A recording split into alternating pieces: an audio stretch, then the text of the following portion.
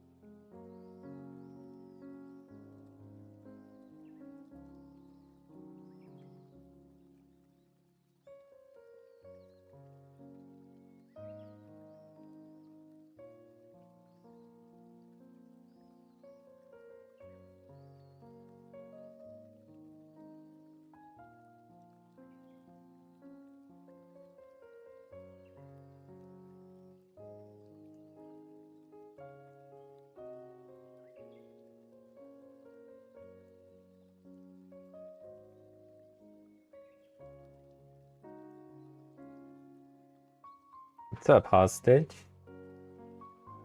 Good to see you here.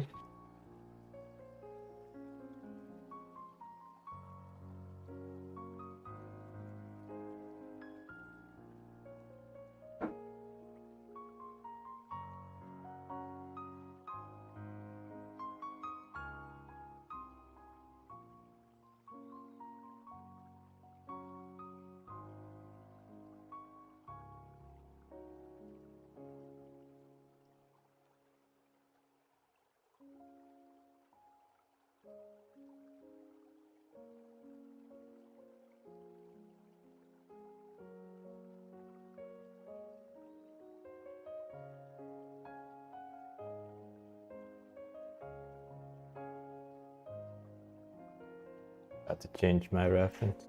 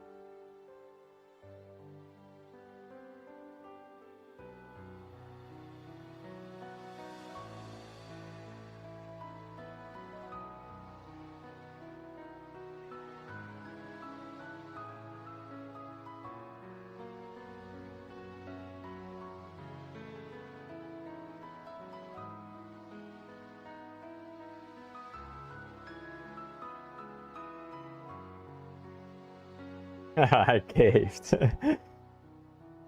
No, I was prepared that there is a possibility that rain does not show up. So I'm prepared to draw this as a study of my own.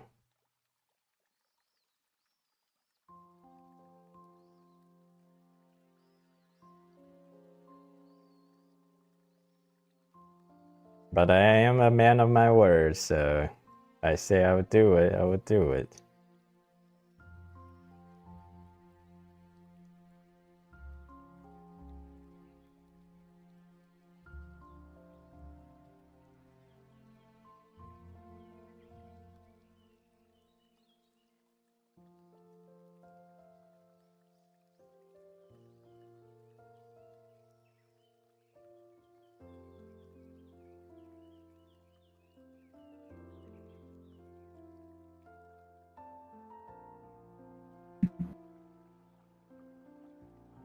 Who is it?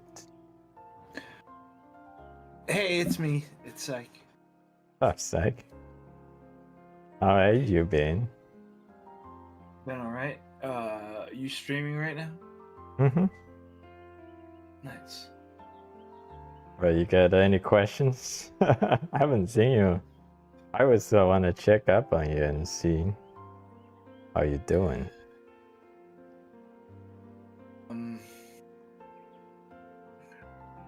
Well, I've been putting your training into practice, I guess. Put it mildly. Oh, okay.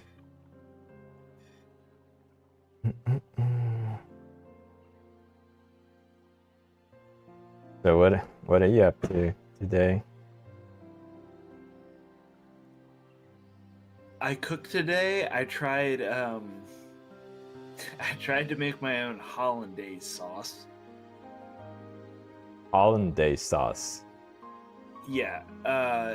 It's one of the French it's one of the 5 French mother sauces. Oh, okay. It's butter and eggs, and it sounds like it's easy, but it is not easy at all. It sounds really simple to make. That is not simple at all. Well, the many things are simple but not easy. So, yeah. Simple does not mean easy. Yeah, Yeah. that's a better way to describe it. It's like simple does not mean easy. But so did you make it or eat it? Yeah, I did. I thought it was good, and my parents thought it was delicious, Nice. and that's who I was making it for. So I guess, you know, Nice. I succeeded on that front. But Yeah.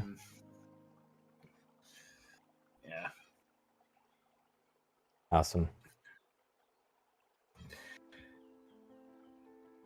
It's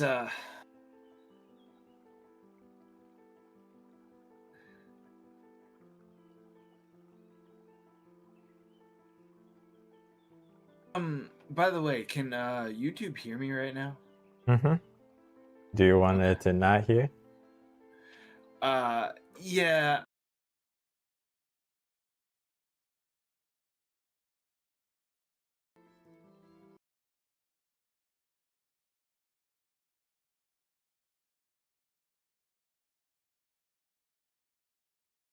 Okay.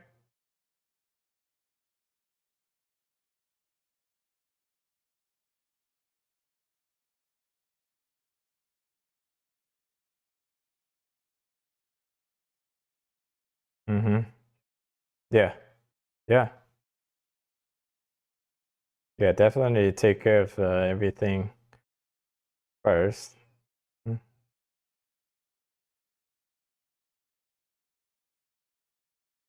Mm-hmm. All right.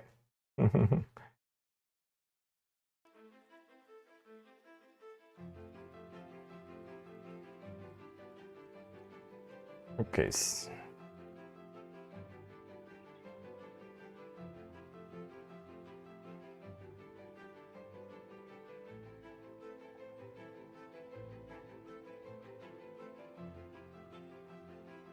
Den. Hello, Den.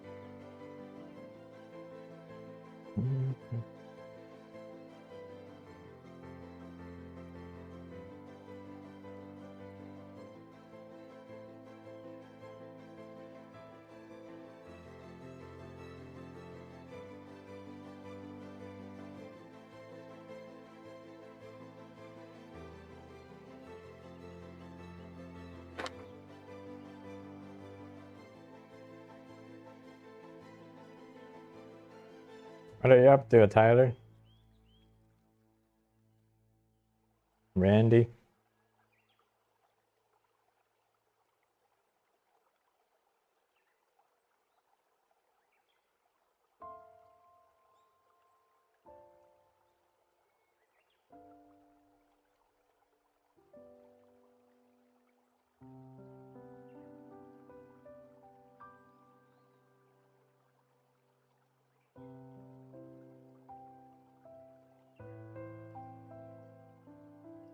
Chilling.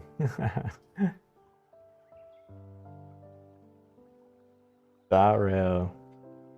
That game is still going strong,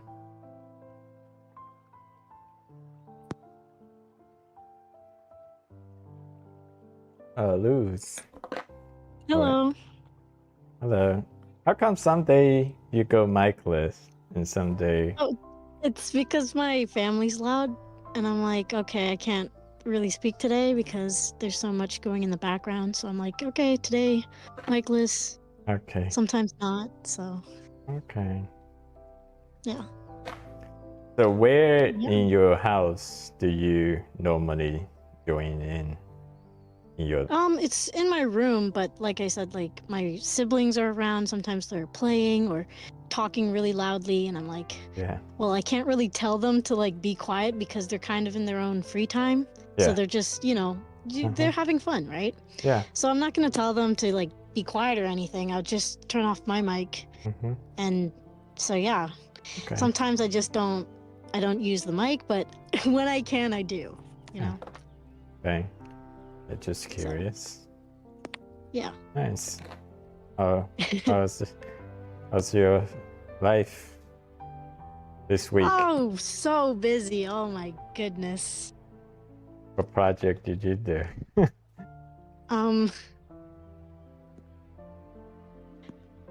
Well, this summer, I'm going to be, I don't know if you heard, but I'm going to be babysitting my nephews. It's going to be very interesting. Taking a flight and going like halfway across the country to meet my nephew. I haven't seen the second one, the second youngest. So it's going to be the first time meeting him. And yep, he's adorable. How old is he? I'm not quite sure. I believe that the first one is 7 and the second nephew is 3. I could be wrong because it's just been so long since I've seen the first one. So Yeah. Yeah, I'm definitely gonna ask around because it's just been like years since I've seen my cousins. So Nice. yeah. Oh, also, yeah, I guess he's not technically my nephew. It's because it's my cousin's kids, so I guess it's just my cousins, but we call each other like, he'll call me aunt and I'll call him nephew, even though we're not like. It's because it's an Asian thing. I think it's an Asian thing where anyone who's just related or distant, they just call them aunts and uncles and nieces and nephews, even if they're not like direct family or something. Oh yeah. So yeah. But yeah, it's gonna be interesting. Whole summer Wow. we're gonna be working, so it's gonna be fun. This I know it's gonna be work, but I mean I work all the time on the farm, so So what is the it's just gonna be fun. Are you also gonna like essentially be the like housekeeper for them, or you just Oh there yeah. to take care of the Yeah, baby? the whole thing. I'll be taking care of them, so making sure that they're not doing anything wrong. I'm gonna make sure that they're, eating, babysitting. The mom's gonna be there, so my cousin's gonna be there. But it's just, when she's sleeping or away, I'm just gonna be taking care of them, and Yeah. I might even have to cook. I'm not sure. It could be that she makes pre-made food because she likes to prep, so that's nice. But yeah, I'm just curious. Like, I haven't got a lot of information. It was kind of like, hey, do you want to come? I booked you a flight. We're gonna settle the details there, kind of thing. So it's gonna be very cool. I'm kind of shocked because it's you're not even nervous? No, I am super nervous. I'm super nervous, but excited and also kind of prepared because I'm not completely a noob at taking care of kids. I've babysat my neighbors a bunch of times, so I have confidence that I'll be able to take care of these kids. But also at the same time, I'm in a different environment that I've never been in before, so it's gonna be really interesting. I mean, the dynamic is gonna be a little bit weird because, like, are you prepared to face the fact that technically they're your boss? Or well, not really, because I don't really see this as a job. So even though I did get paid, like she's not paying me the day. She already did that, so it's kind of like she paid in advance kind of thing. So I don't really see her as a boss. I still see her as my cousin, and we won't treat this like a professional setting. It's just pretty much me coming over to visit with extra steps. Like, just you're coming over to visit, have fun, and also watch my kids and feed them. Okay. Yeah, it's not gonna be a like professional thing setting. Oh, hope I won't be hope the best. I won't be calling her boss. Unless she wants me to, that's but yeah, and it's also their family's very different, so they've got different rules, and my cousins were worried. They're like, there's some things that she doesn't like, and this and that, and I'm just like, that's completely fine. I mean, I'm at her house, so I abide by her rules. You know what I'm saying? That's nothing new, but it's just a shocker to some people, I guess. But I'm like, it's her rules, her house. You follow, and if she's in our house, our rules you follow. It's just how it is. Like, if you go to someone's house and they say, "Hey, take off your shoes," and before you enter, you take off your shoes before you enter. It's just what do you call it? Is it courtesy? Courtesy. Yeah. So it's just common courtesy, and I'm like, I'm not really afraid about the rules because they're just like, she's a little strict, and I'm like, I don't mind because I already grew up around that kind of around those kind of people who have rules and stuff. So I'm like, that's not a big deal for me. Like, I'm not gonna be here telling her how to navigate her own house. You know what I'm saying? Mm-hmm. Like, so yeah, yeah, that was one thing because they were just worried because they had a few people that were kind of a bit of a Karen when they came to her house, and she was just like, yeah, first and last. And I'm like, I know her, okay? We grew up together, so I know how she is and why, and she's so particular about things. Mm-hmm. So I'm like, totally fine. Like, if she wants me to do this, I'll do it. Like, I'm not really picky about that. Oh, obviously, And I have my best heart for you.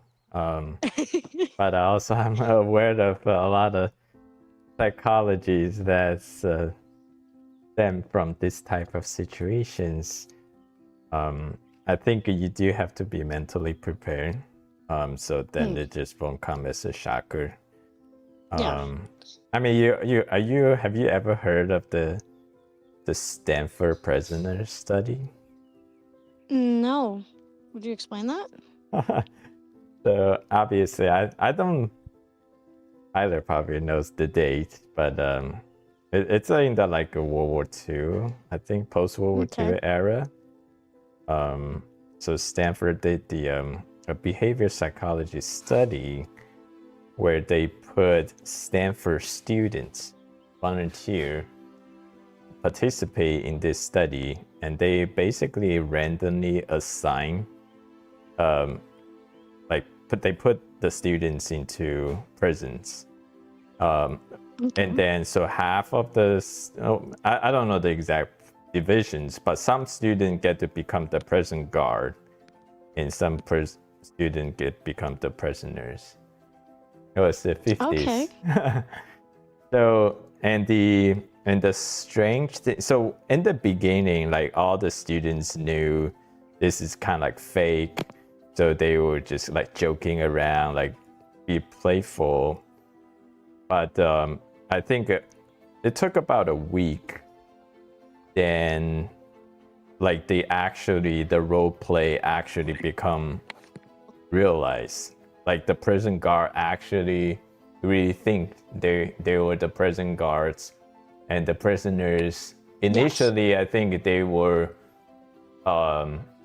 it was kind of like a rebellious against the prison guard because they think they are also students. They see them as peers, but essentially the prison guards start to like abuse, treat the students harshly, and then eventually the students also became and they kind of, the psychology, they actually believed they were the prisoners.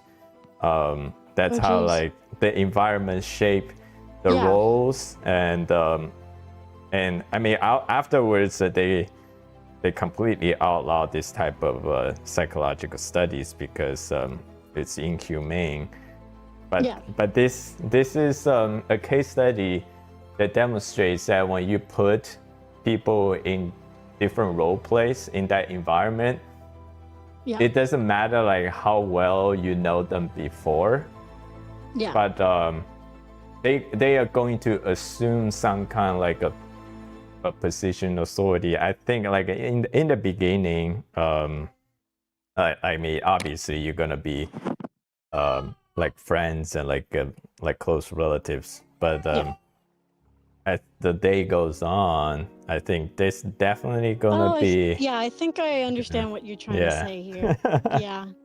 Okay, wait, wait, I kind of get it. Okay, so there's, I think I know what you're talking about because we were, actually, yes. Okay, so my uncle and my dad used to work together. So I think I understand what you're saying. So at first, it was just two brothers kind of working together. But after, working together, they started to obviously change. In fact, that their relationship got a little strained because of work, because you have to battle between, you love them because they're your family, but at the same time, there's financial issues that they're causing, and it's like, there's strain on the relationship, and it affects your personal life because, do you really want to invite them to a party or something because they're going to bring up things from your work kind of thing. So I think I understand that you're right. The environment does change the person a bit, and on that note, it also makes sense why my cousins would warn me ahead of time, is because, in their area, there's not a lot of, how do you say this, like, that strictness isn't kind of normal, so when there's rules in the house, they're kind of like off put by it.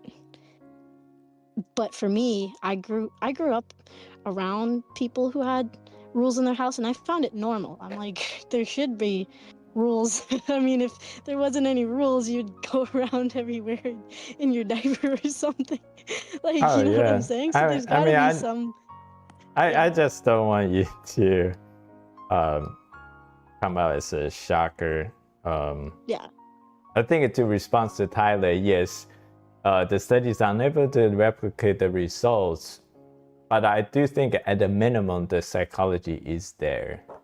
Yeah, like totally. Probably, I mean, it will not probably realistically manifest it into like an abusive situation. The probability of that is going to be low, but the relationship conflict, it's definitely going to be, there's going to be some presence there. Yeah. But it's just, it's just, this is just going to be a really big experience. No, I definitely wish you the best. I just want you to be a little bit prepared. Yeah. Yeah. It's I'm so like shocked, because this never happens. Like, this is a once in a lifetime opportunity. I'm in a completely different environment. I'm flying on my own. This is like, and I'm like, and this money is completely just whatever I make, it's mine. And I'm just like, this is a lot at one time, and it's gonna be for a long time. So it's not even a week. It's a whole 4 months, I'm pretty sure. 4 months?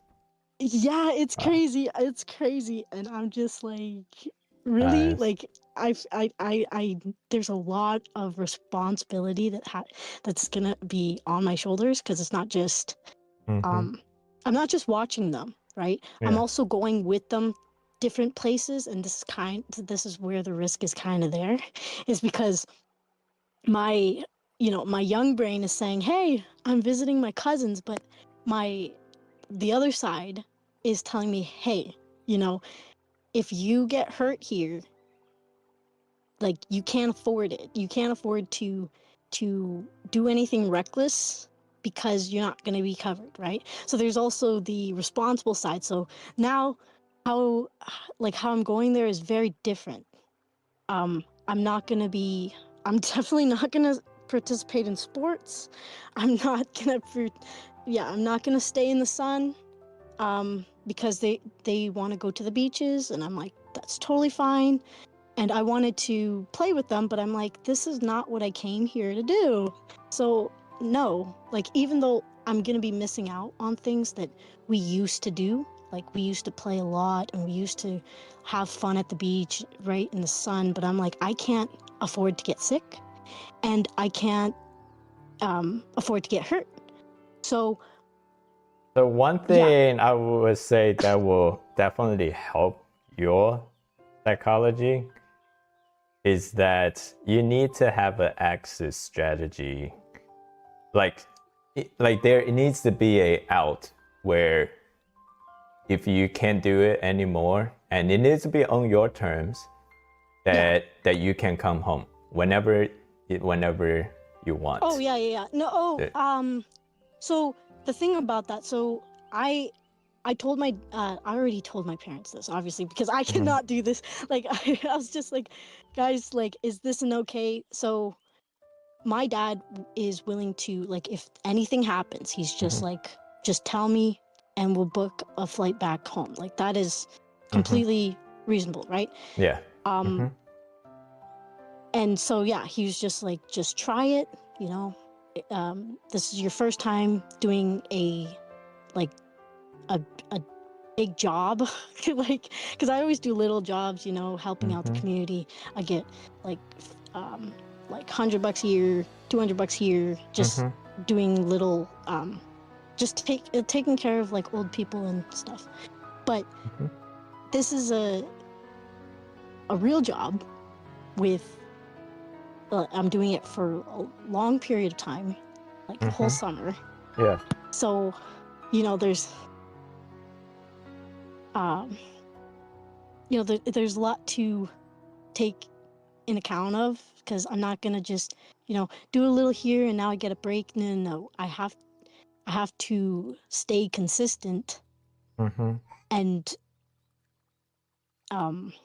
not burn out. So I'm like, okay, so how can I go there?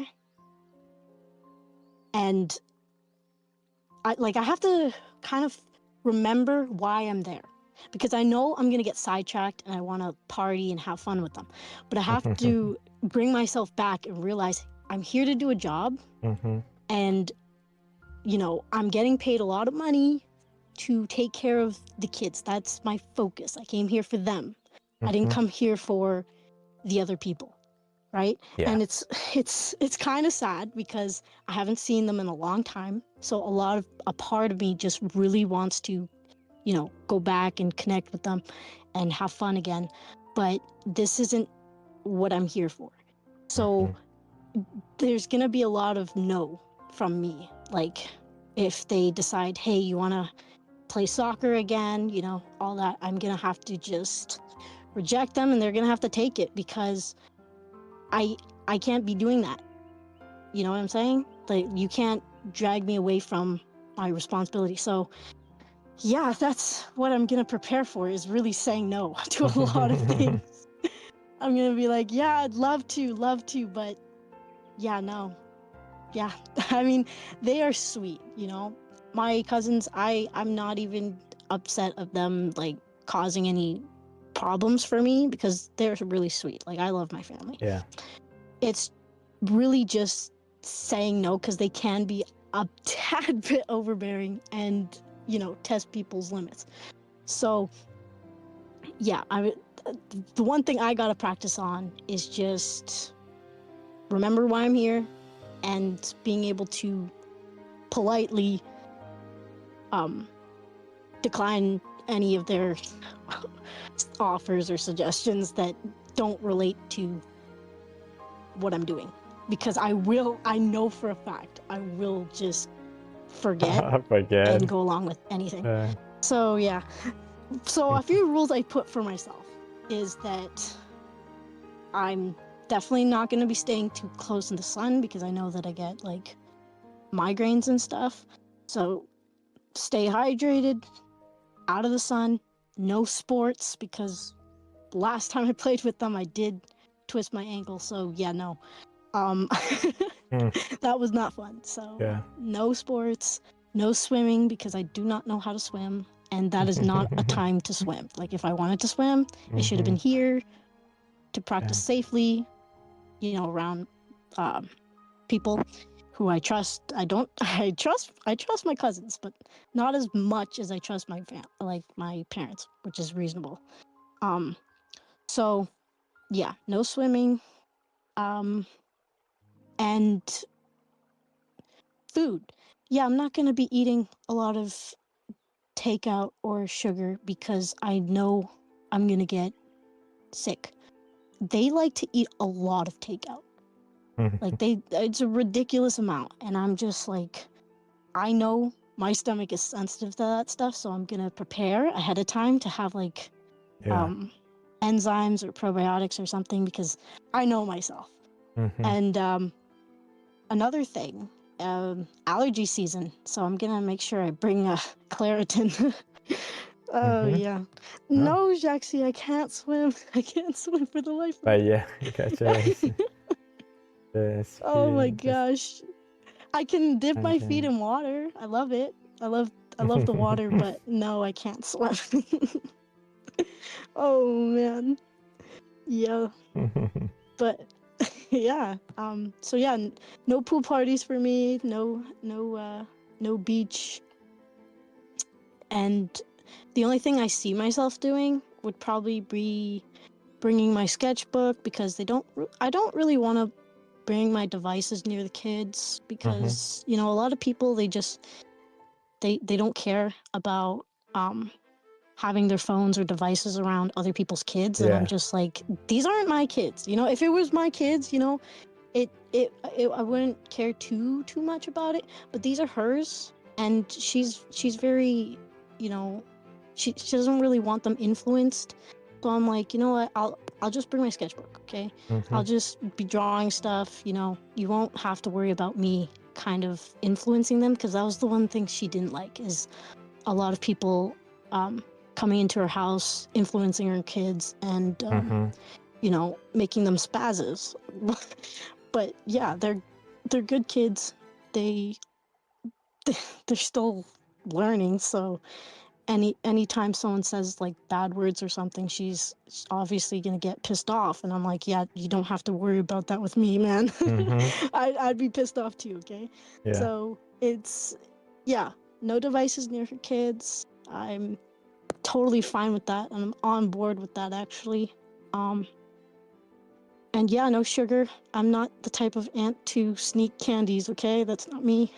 I'll be fun, okay? I can play with you, okay? Pick you up, carry you. You want a piggyback ride, okay?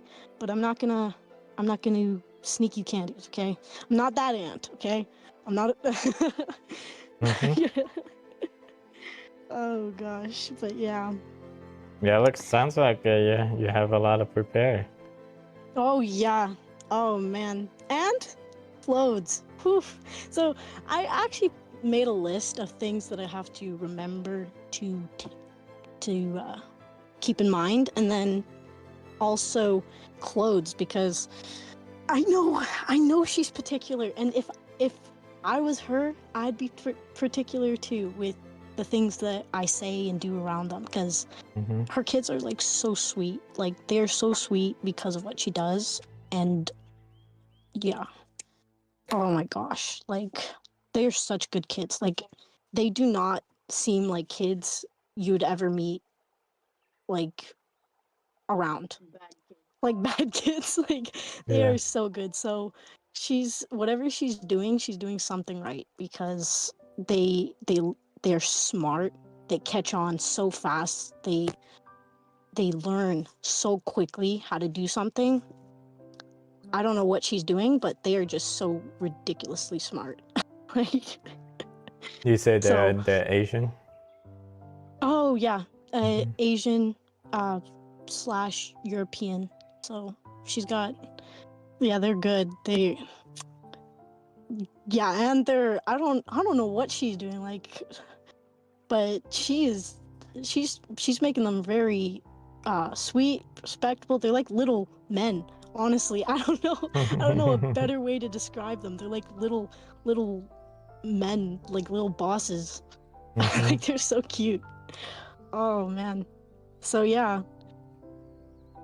it's gonna be. They're not the type of kid.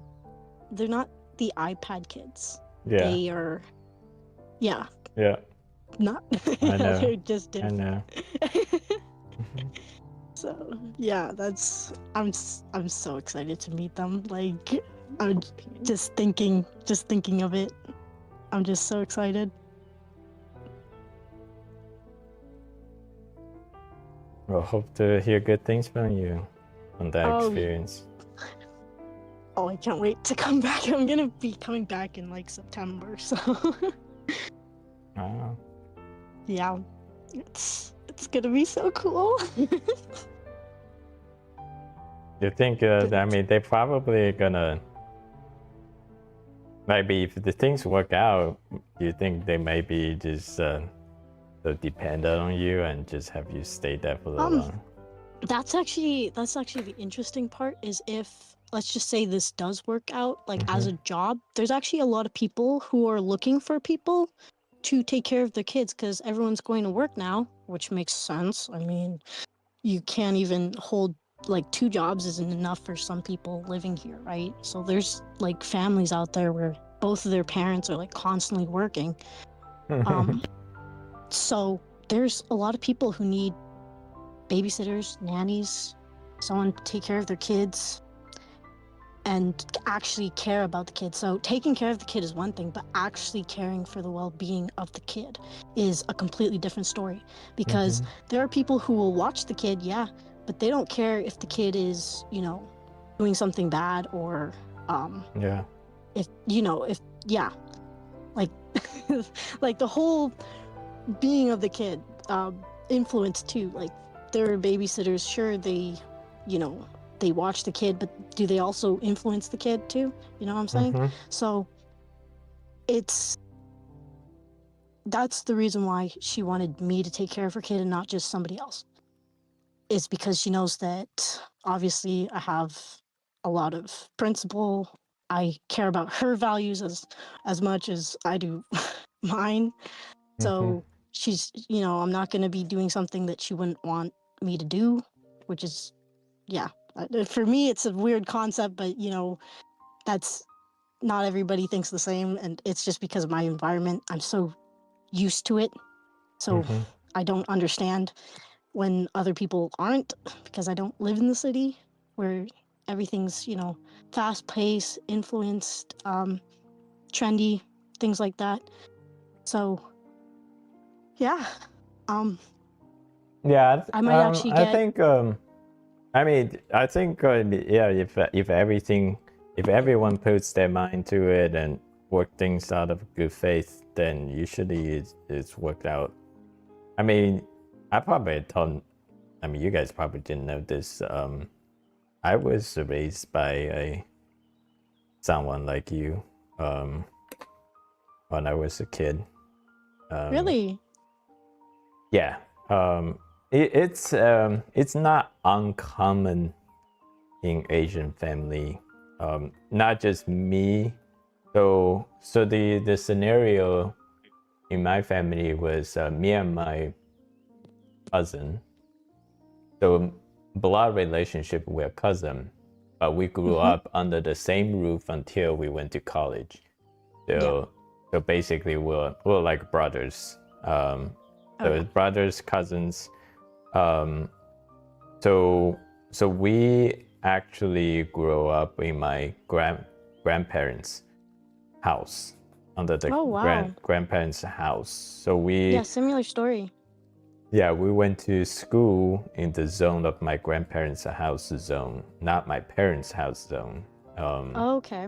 So, and then we had like, from me and my cousin, we call her sister. But basically they're housekeepers. Then they came to our family specifically to take care of me and my brother, and then they also do chores and cook for the family. But as a kid, we always just regarded we had different persons, but the longest person came to our family when I was second grade, and she didn't leave until she was with us until the year I came to United States, so 14. So she was with us. Second grade was 8 years old, so 6 years. So she was with us 6 years. And we had other sisters before her, but this one was the longest one we had. But from our perspective, I do not have a lot of insight about how the grown-ups see her. But from our perspective, she's definitely like really good and took up. Like, I mean, we regarded her just like a sister. And yeah, when eventually she left our family, I mean, we definitely felt a little bitter and sweet moment there. So that's our experience. And also, I actually know my cousin's wife's mom. She came to United States from China and was doing exactly the same thing that you will be doing. and she did that with a Asian family in Texas. Okay. And that relationship worked out well. Basically, I think both sides respected each other. So the my cousin's wife's mom, she knows she was there to do her job, so she treated it as a job. So she did it really well. Then the family also treated her really well, and they respected her as well. And then the kids really respected her. And when she I think she said she did it for like over a year or 2 years. Okay. And she really grew attached to the kids. Eventually she left, and the kids didn't want her to leave. And then also she didn't want to leave because of the kids, but then she had other life decisions that she made that she needed to move on. But overall, so that was a positive experience. That's just I think if both sides respect others' boundaries and pretty much treat it professionally, then you should have a good experience. Okay. Yeah, I'm starting to see what you mean by that, because at the first part of this conversation, I was like, oh, I'm not gonna treat it like professionally, but I understand what you mean by professionally now, because my idea of professional is very different. So yeah, now that you explain that. I think it's always err on the safe side. Basically, like you can. I mean, I trust your judgment. I mean, if you don't have one, then you're gonna learn it real fast. Like you're gonna read, like, but I would say like in the beginning, just try to err on the safe side. And then if you see like okay, they're pretty laid back, and you can play by ear.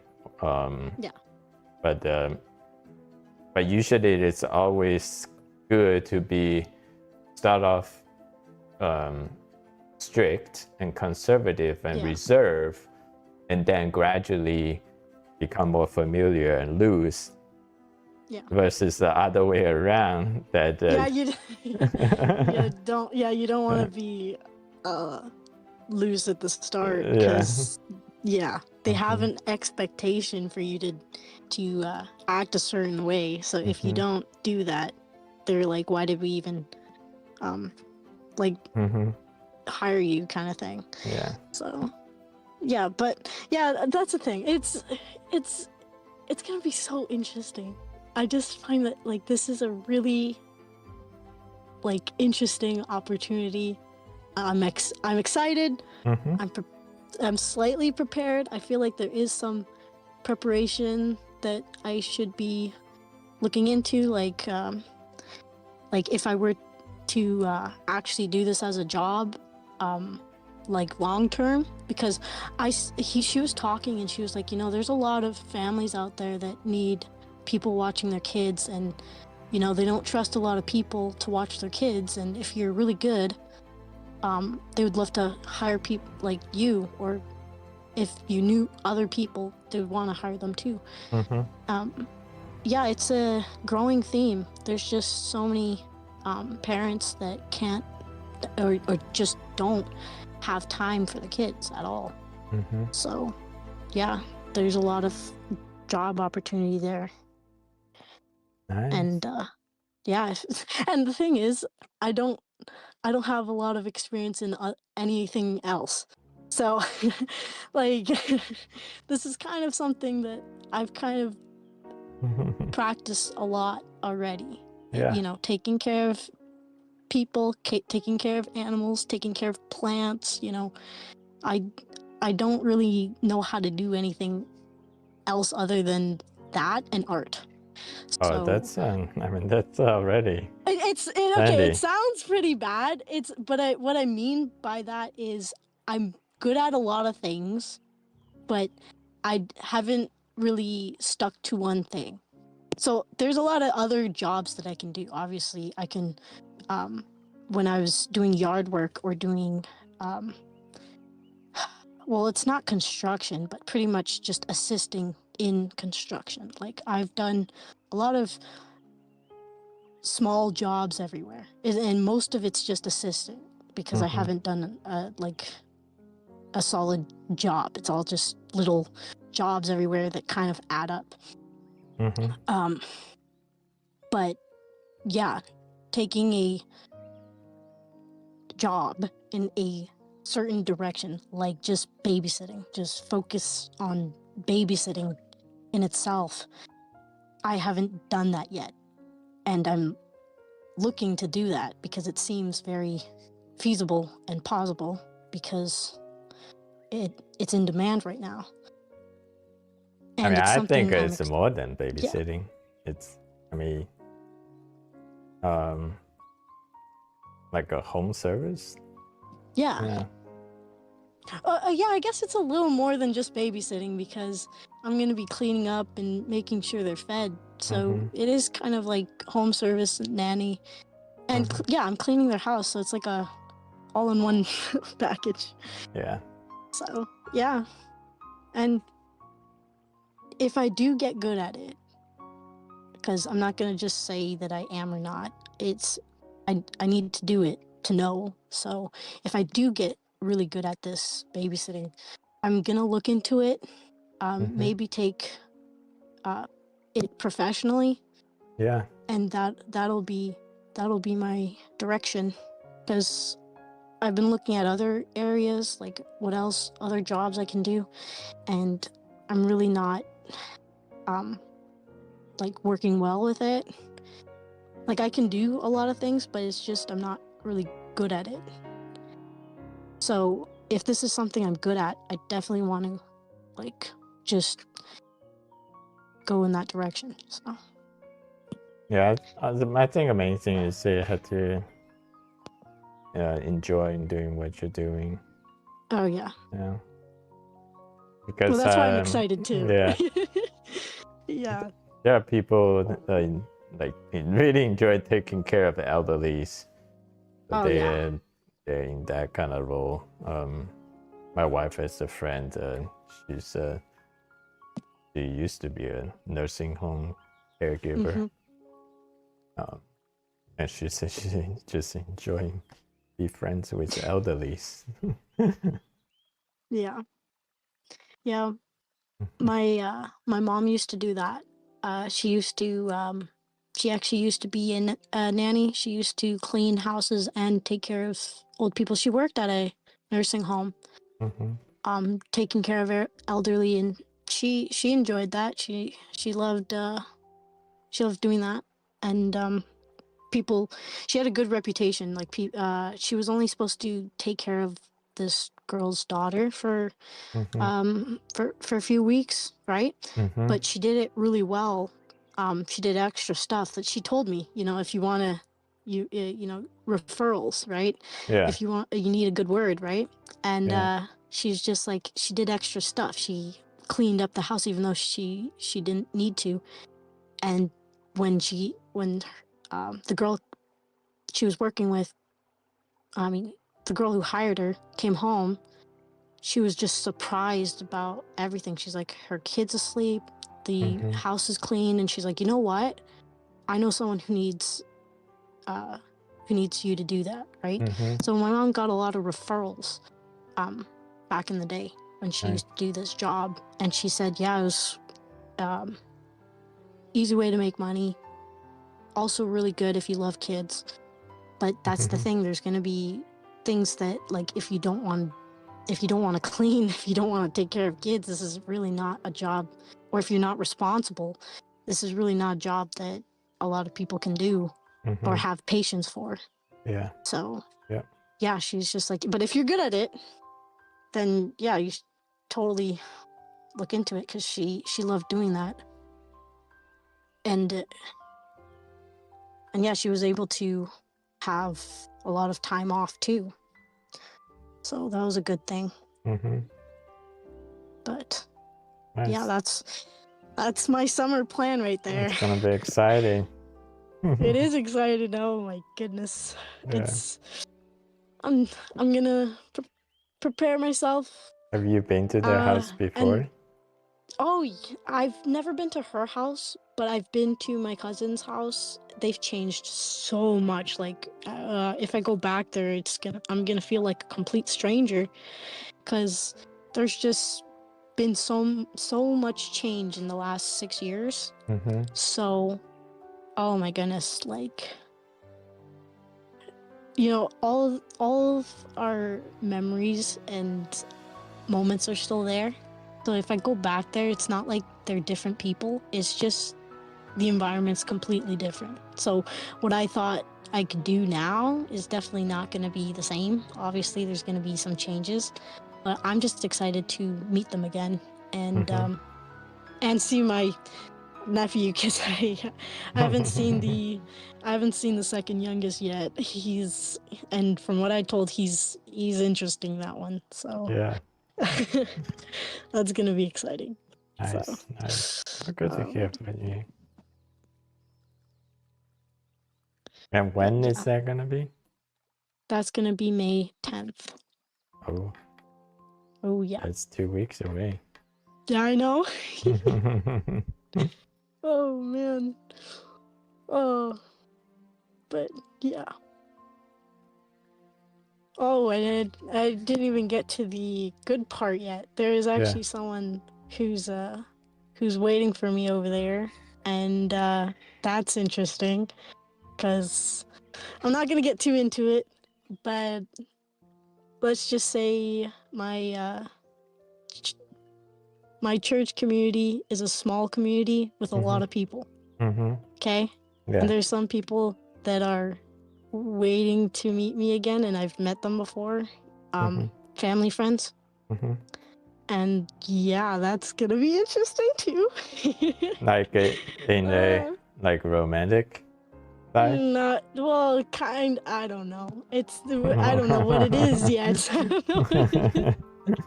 I don't know. It's definitely not gonna be a situation, okay? It's just there's someone who's interested, because my cousins talk about us a lot, right? And yeah, and we've met them already, so it's not like I'm meeting a complete stranger, but it's just they're interested because they haven't met me kind of the way I met my cousins, so we're not like super familiar, and they would like to get familiar, because I'm a really awesome person to be around, is what they said. Yeah. So like I've been told by my cousins that I bring a different energy to a group, that there's a lot of times where they're like, oh, I wish you were here, because you would totally enjoy like spending time with us. And I'm like, you have no idea how many times I've said that about you guys. Like, there's sometimes I'm just like, I wish I could call you guys over. Yeah. But yeah. Oh, awesome. So yeah. Gonna be a nice journey. Yeah. It's really nerve-wracking, but I'm gonna try not to get too overexcited, because then I'm gonna forget what I'm supposed to do. Oh my gosh. Yeah. I'm overthinking. I bet you half of the stuff I'm worried about is not gonna be an issue. Yeah. Because I'm just thinking of the worst possible scenarios here, and I bet you it is not gonna be that bad. And if it is, if there is something that goes wrong, I know how to deal with it. Yeah. Because I've been through worse scenarios than this, babysitting a kid, okay? Great. So this should be okay. It should be great. I have everything. I have all my stuff checked. I have everything for the airport. I have all my clothes ready.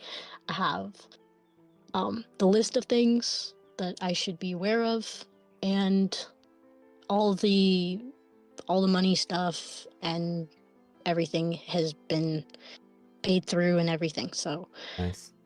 none of that I have to worry about.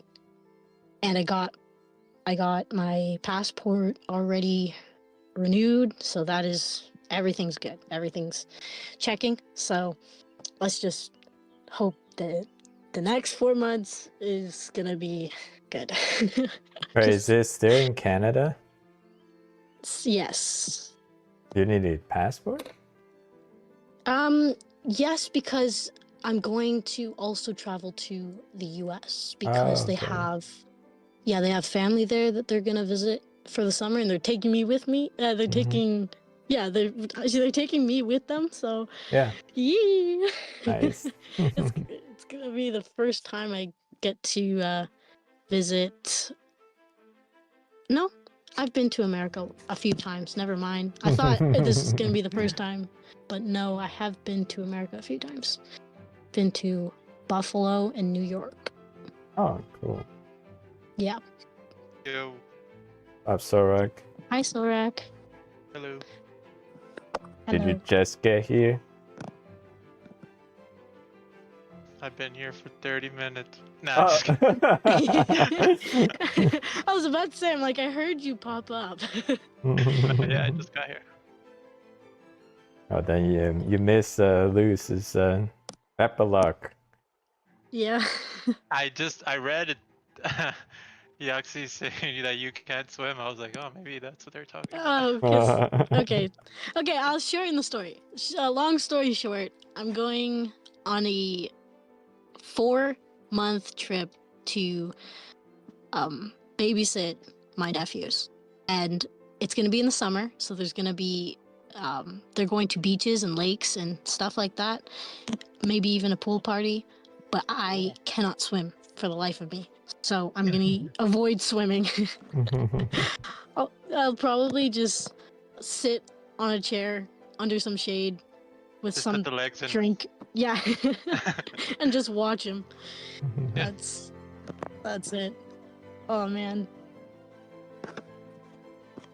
So yeah, nothing crazy. I'm not even gonna try to go on a slide or anything. That's yeah, nope. And it's what did you say? Where in America? Or I heard you say that you've been to New York, but is it going to be a different Yeah. spot? Oh yeah, I'm going to Kentucky for the first Oh. time. Oh, So- nice. That's gonna be interesting. There's a big farm they've got there. One of their friends. So I'm gonna be visiting. That's gonna be cool because I love visiting rich people with farms. They've always got like toys around, like RVs and stuff to have fun with. So yeah, yeah, love that. In Canada, it gets warm, but not as warm as I guess like somewhere down south. I guess is that like, are you gonna experience some like heat that you've never experienced before? Oh, I'm not staying in the heat. That's something that I'm not debating on. Shade, out of the heat, sketchbook, enjoying life. Yeah. And watching kids. That's it. Yeah, no, none of that for me. I'm not playing any sports. I'm not gonna join any recreational thing. Yep. all Nature that. hike. Yeah, no, thanks. Now, that's the thing. If everyone's doing it, okay. But if there's an option not to, obviously I'm not gonna take it. I'm just not gonna do it. But yeah. So So yeah, Yeah, that's it's- a Luce's adventure. Next chapter. yeah, Be exciting. more to the less lore.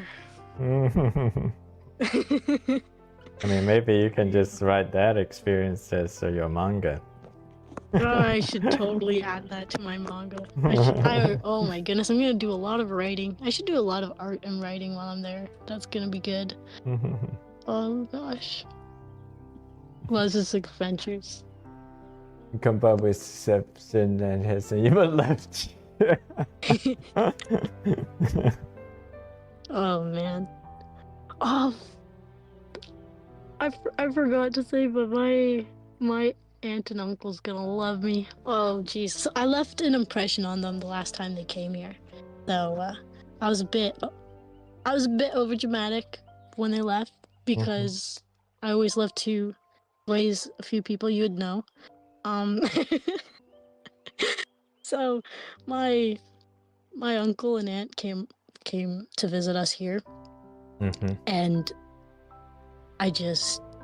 when they were here, I was just glazing them. I'm like, oh, I love you guys. Oh my gosh, I miss you guys. And giving my uncle, all that all that attention. He's just like, oh, it's too much. It's too much. But yeah, when they were leaving, I put on a performance for them. I as they were leaving down the driveway, I knelt on the floor and I started just being dramatic, and they were driving and they were looking back, and I could see his shoulders shaking. He's just laughing and he's trying to keep an eye on the road while he's watching me.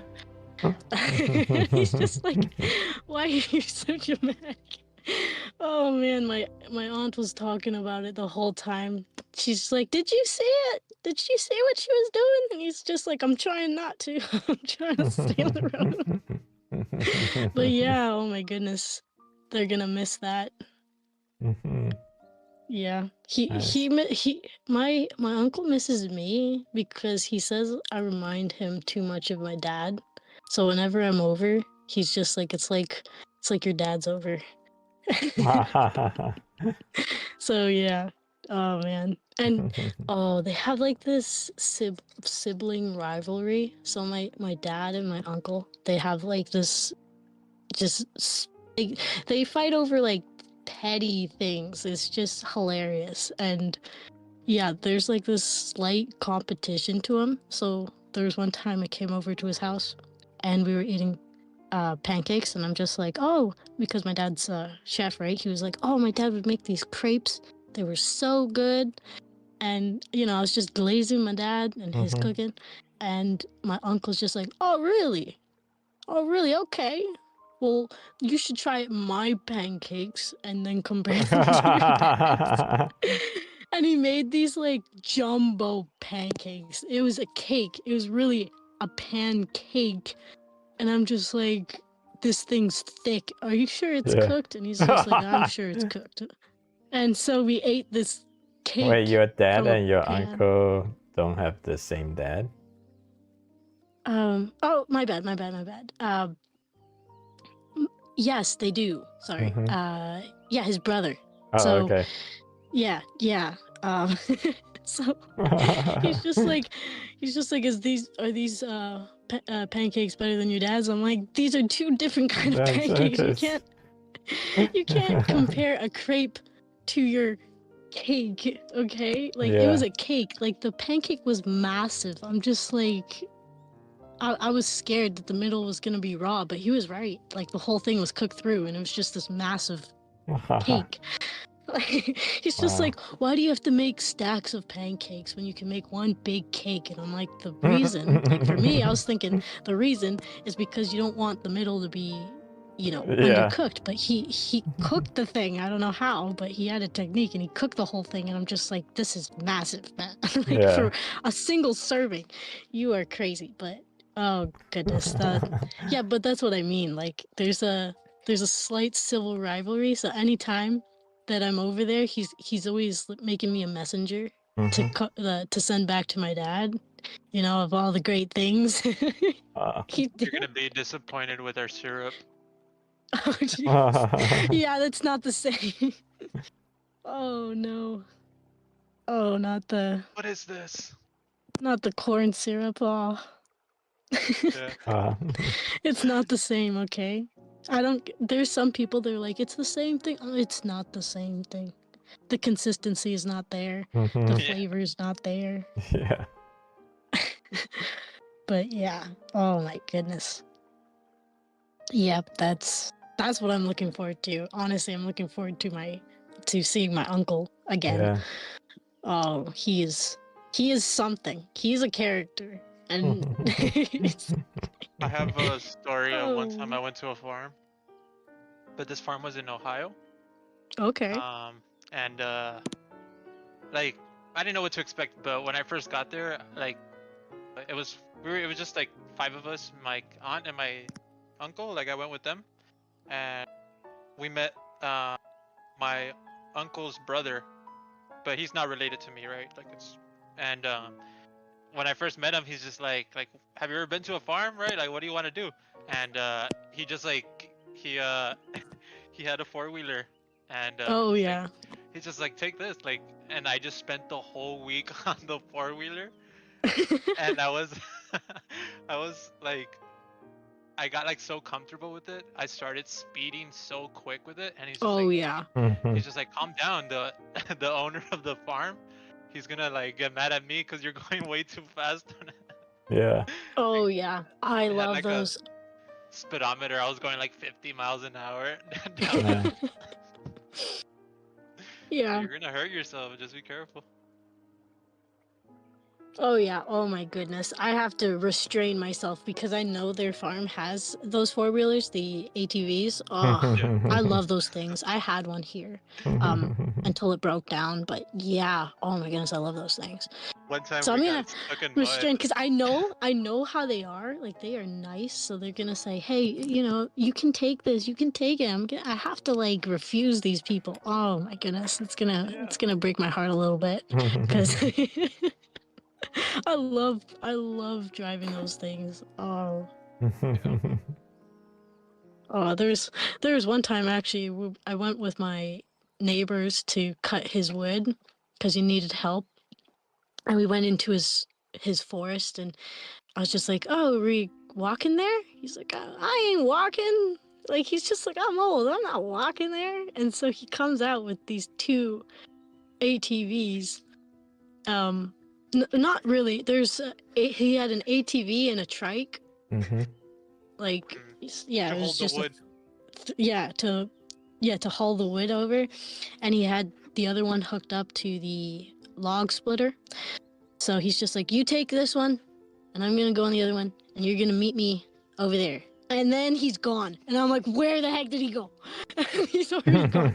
And so I start the thing, and I'm trying to follow like the tracks that he made, and I'm just like, he just disappeared, and I'm just like, okay.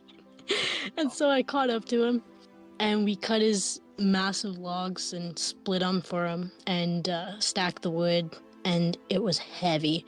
And I was worried because the path had like bumps, and I'm like, "Oh, if this thing tips over." Like I was so scared, and he's just like, "Why are you driving so slow?" And I'm like, "I'm driving so I don't break your equipment. Like I'm being considerate of you." You Yeah. know? He's just like, "You're taking so long," and I'm like, "I'm being careful." You okay, this if it was your own equipment, sure. If you break your own equipment, okay, but I'm not gonna break your equipment. So I went really slow, and I managed to get over the hill, and it completely just shook the back of the ATV and all the wood there, and I was just like, "Oh, please just don't tip. And so I drove over the hill, and I managed to not make the whole thing tip over because it was looking like it was gonna tip. Like I was really scared, and he's just like, "You're taking so long," and I'm like, "This guy." I'm like, and I was just smiling. I'm like, "Yeah, I'm taking my time. Yeah, okay." And then he's just like, "Hey, you really know how to drive that thing?" I'm like, "Yeah, I have one at home too." And yeah, he was just like, "Okay," and we dumped all the wood and piled it all up, and he's just like, "Yep, this is all gonna be gone in a week, so I'm gonna need you back." And I'm like, "Oh, great." I'm like, "Okay, sure, we'll help you again. I don't mind. We don't live that far, only 50 acres away." So yeah, not that far. Yeah, and we helped him with his wood and splitting all that, and he's just like, "Normally I wouldn't need that much help, but because he doesn't have his kids around anymore, it's just a lot of work for one person." And I'm like, "Yeah, that's understandable, trust me." I do what you're doing alone, okay? So no. Okay? Like there's sometimes that you have to do these jobs without your siblings because they're doing other tasks. So yeah, I totally understand what he was talking about. And I'm like, you had 3 hands, so it went really quickly. Like we cut a lot of trees and split them really fast within an hour because he was like, oh, this is gonna be a 4-hour job, and I'm just like, great. And then we finished it in like an hour and a half, and he's just Oh, like, nice. yeah, and he offered us snacks inside. He's like, you guys want to come inside? And I'm just like, really shouldn't. We should go home, but since you're offering, like, if you insist. And we had us a few snacks, and he drove us back, and yeah, we did that a couple times. But yeah, that's the kind of work that I'm used to doing, is just helping out. Mostly just a lot of farm work. But I have helped in construction before, like just assisting. Nothing like building a house, but by putting up things, like putting up sheds or shops and stuff like that. So, Right. yeah. Very interesting experiences. Yeah. Very. Have you ever used like a bow and arrow or any? Yes. Yes. I've used bow and arrow. I haven't hunted with one, but I have practice on dummies. So And it's just a regular bow and arrow, or? I had 2. So there's a compound arrow, bow and arrow, and then there's the other one. I'm trying to remember. I'm trying to see which one I got. Do you use it to hunt or just for fun? Just for fun. I have not hunted with a bow before. Okay, so we have a recurve and compound bow. I've used both. I do like the compound bow better because I could just hold it there, so it's very convenient. But Is it hard to pull it back for you, or not really? No. Well, the ones that I was using, I forget the weight because there's different weight that you can pull back. But yeah, I like the compound bows. Really easy to just pull back and hold, and then just shoot whenever you're ready. But Yeah. the recurve one, you really gotta pull and shoot. So, yeah, not hold it for too long.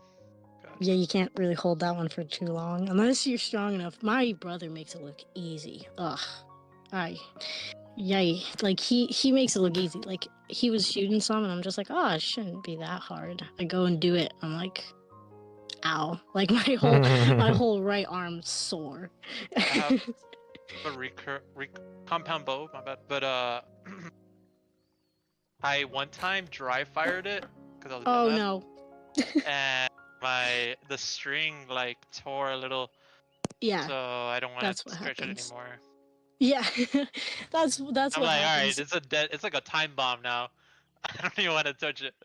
Yeah, I remember my brother was very adamant about that. He's like, no dry firing. So you can pull it back. So he let us pull back his recurve bow, but he's like, no dry firing. So because that does ruin the strings. Like, yeah, for the energy you don't do that. So yeah, and the recurve bow also needs maintenance. My brother had to get it fixed twice, because in the summer it expands, and then in the winter it's because it's wood, right? So it reacts to the sun and the cold, so the heat and the cold. So it changes the tension on the bow. So he had to get it adjusted a few times, just because of the environment. So that's something to consider, like for the recurve, if you're wondering why it's not like holding a lot of tension or anything like that. That's probably the reason. But yeah, I love the compound bow much better than the recurve, but with the recurve you don't have a lot of time to think, so there's a lot of just shoot it and less overthinking. So I kind of like that aspect of it. Is I do a lot of firing with the recurve bow over the compound one because I'm doing a lot of aiming with the compound one. So yeah, there's benefits to both bows. My favorite's still gonna be the compound because I get to use it longer. So Jeez. Don't know Just love anything like about bow and arrow. oh, you never. Mm-mm. I just love like target shooting, you know, like so oh fun. yeah.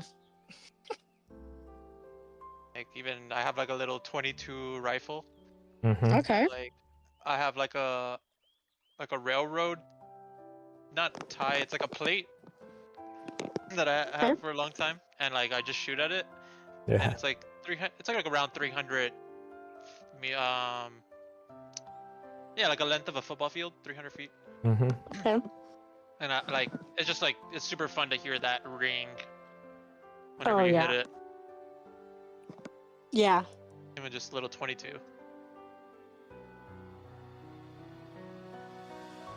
Oh yeah, there's gonna be a range there. Like I was thinking, if we're going to the U.S. and their farm, there's probably gonna be a range there.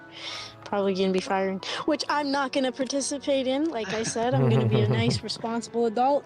We're not gonna do that, even though, you know, like Like our culture down here.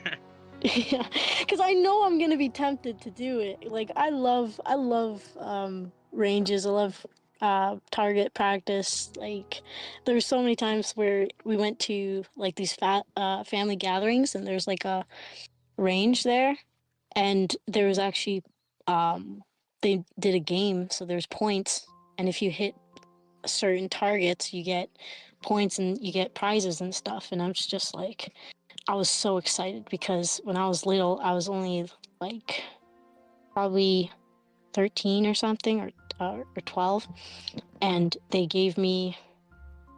It wasn't a real pistol. Obviously, the adults had the real stuff, but we had airsoft, Mm-hmm. and I was picking up this really heavy pistol because there's different weights, right? And the guy's he was just like, "Oh, you got it too easy, so I'm gonna make you do a harder one." And there's like a really heavy pistol, and he was just like, if you get this one, there's a prize I have for you.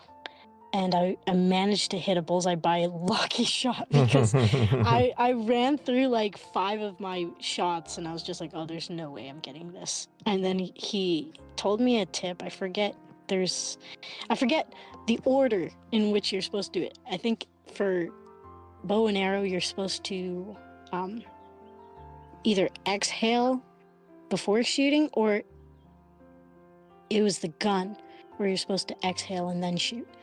I forget which one it was, but one of them you're supposed to exhale, and the other one you're supposed to inhale, hold it, shoot, and then release. I forget.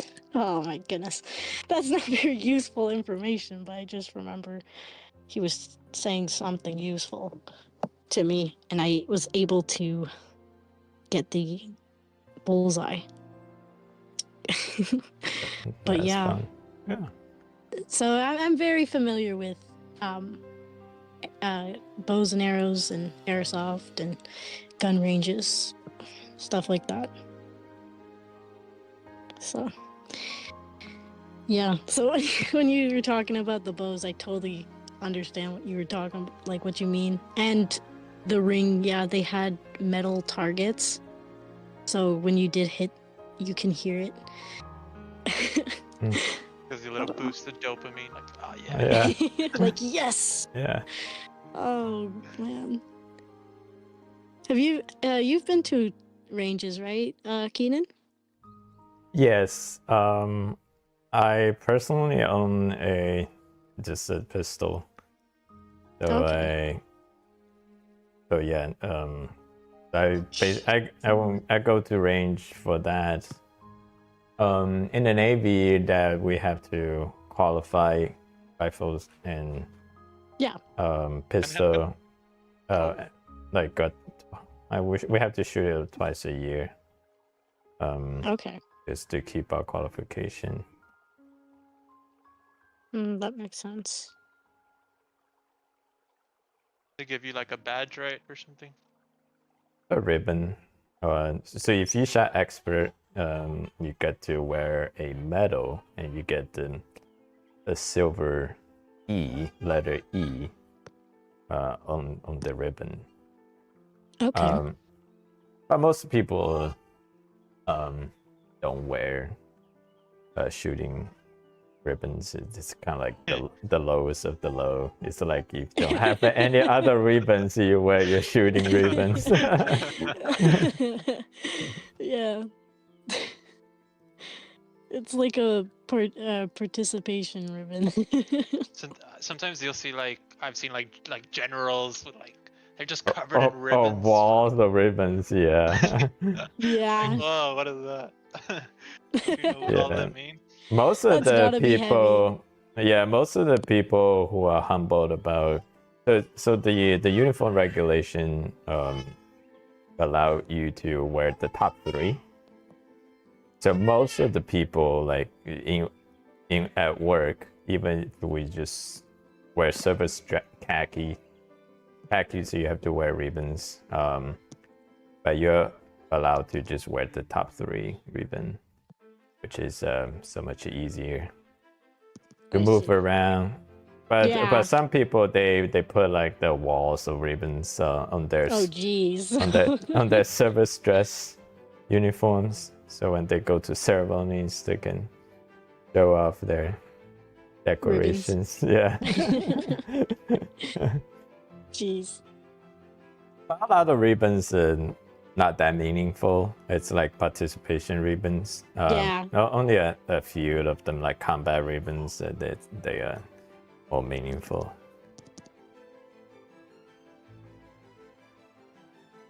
Yeah. That reminds me, we bumped into a soldier actually, because there's a camp near here, like it's an hour or 2 away, and that's where we get all of our Canadian soldiers, like in this area.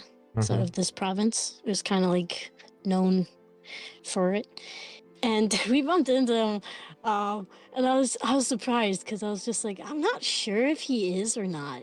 And because I was looking at him, and I'm like, he looks like a soldier. He acts like a soldier.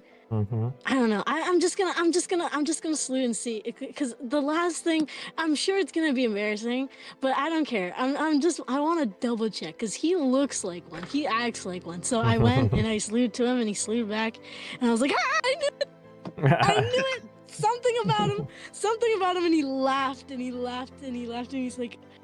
He's like, because he wasn't wearing his uniform, but I just knew something was different. I'm like, he looks like one. Like he I don't know, there's something about him. And oh my goodness, he was laughing. I was surprised too. And my mom's just like, what are you doing? And I'm just like, that guy's a soldier. And sure enough, his friends and buddies were there, and they were actually kind of like semi. So some of them had like cargo pants, and then the other one had just his jacket. And I was just like, see, I knew it. There was something about him. And I just knew it. And it was funny. Oh, man. And there was one time we went with our friend, and she was just like, oh, there's someone I want you to meet. They're like, I was telling them about your family and everything, and they used to live where you were. So, yeah, they were just talking about their sheep farm and whatever. And he was just like, yeah, I went into the training here. So I grew up here, went to the training here, and they were talking about his sheep farm, because he's like, oh yeah, don't name your animals, because he was attached to his one sheep and a lamb, I guess, and then and then the lamb escaped the fence. And it's kind of a rule to all farmers that the moment a sheep like crosses the fence, you have to kill it, because it's because all the other sheep will follow him, and if you introduce that habit, it stays in the herd. They don't forget it. So the moment that happens, you have to like get rid of them, or if you don't want to eat it or kill it. You could just sell it. Like some people just sell it on the auction. And they call them the troublemakers. So he had a troublemaker, and it was his favorite, it was his favorite lamb. And and so he came back home once, and his dad, his dad's just like, okay, we're having lamb to eat. He didn't think it was his, and he goes the next day and he's looking for his favorite lamb because it always came to him, and he's just like, where is he? And then the dad's like, you ate him yesterday. And then he started crying. And he's just like, so that's my experience. And he's just like, yeah, no naming animals. Yeah. Oh, That'd be man. delicious. It was. The thing is, he didn't even deny it. The food was good, but it's just knowing that was his friend. Nah, yeah, that would break my heart. Yeah, and he was just little, right? But yeah, he was just like, oh yeah, I've been I've been to the farms near you. You're in a good neighborhood, except there's 2 neighbors that are kind of just like Karens. But other than that, yeah, he was just like, yeah, I grew up here all the time. It's surprising to see someone from somewhere else just all of a sudden decide to live here of all places. I'm like, yeah, I don't question my dad. Okay? Yeah, I don't know, man. Okay. It was a great idea that he put into motion. Okay. And it worked out somewhat. So we're not complaining, because originally it was gonna be a worse idea. Like, we were supposed to go, I'm pretty sure I told you, but we were supposed to go in BC and live in a property more secluded than we are here. And he went there.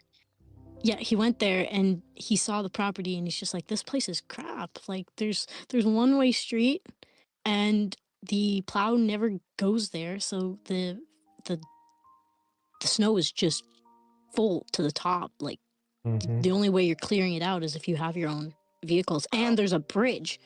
So if the bridge is icy, like you can't drive out of it. It's just, there's so many things, like there's just so many hazards. And he's just like, you know what, this is not our place. And we were stuck in Alberta, and I'm pretty sure I told you that we found this place just all of a sudden. Like we were looking through houses and we're like, yep, this is it. No looking around. All the options, just this. And so that's how we ended up here, living here in Alberta. We did not plan this at all, but I'm actually glad we didn't go to BC, because I heard it's a little dangerous where we were going to go. So there's always obviously going to be safer areas to live in, and then places that you just know has a lot of just bad places, and we were kind of like on the edge of it if we decided to live there. But we didn't, which is great. In this neighborhood, they said it was pretty good. Obviously. What's the population? Population where? In Alberta, or? I mean, where you live? Where I live currently. Let me see. Can't be that much. Okay, wait. Like in the hundreds? 300,000? No, it can't be 300. The city I lived in, St. Augustine, is only like 7,000. Wait, you're talking about the city or just the whole province? I guess, do you live in the city? Or I thought you live in the farm. Oh, yeah, I do. Okay, wait, so are you saying like, okay, in here it's what you call states, we have provinces. So are you saying like the whole state or the whole province, or are you specifically talking about where I live currently? Yeah, where you live currently. Okay.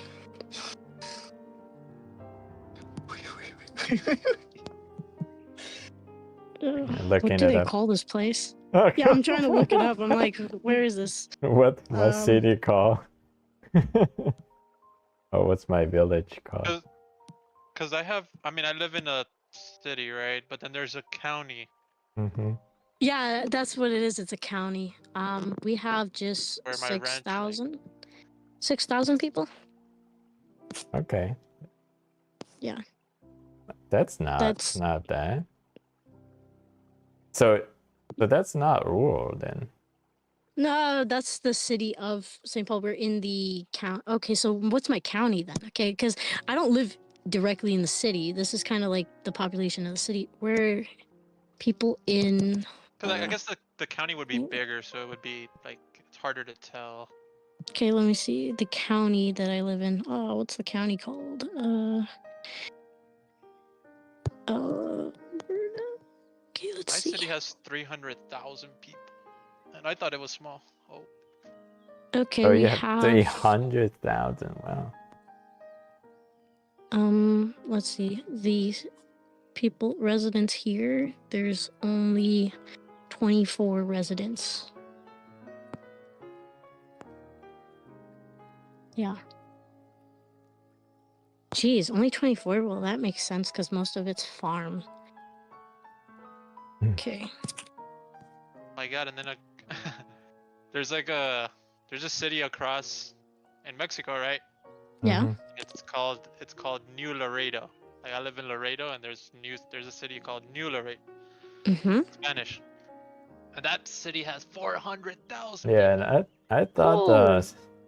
I need to look up because I thought St. Augustine is not a small rural Yeah. place at all.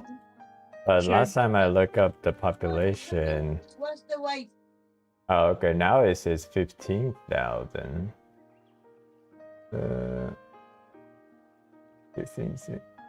Okay, so St. John's County is 300,000. Oh, okay. Okay, so I guess it's only looked up the residents in the city. That's why it's small. Let me see St. Augustine. Maybe the 7,000 I looked up was St. Augustine Beach. Okay, so yeah, that was St. Augustine Beach. That's 7,000. Okay, so St. John's County is actually 300,000 people. Yeah. Okay, so yeah, the county that I live in, there's 300, like all around 300 people. And then if we go even smaller,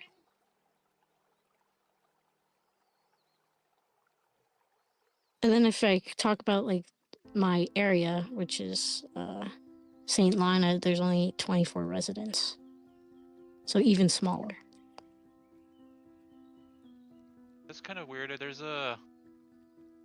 I'm just looking at the Wikipedia page, but it says I have well, I do know about it. The San Agustin. Brian Acosta.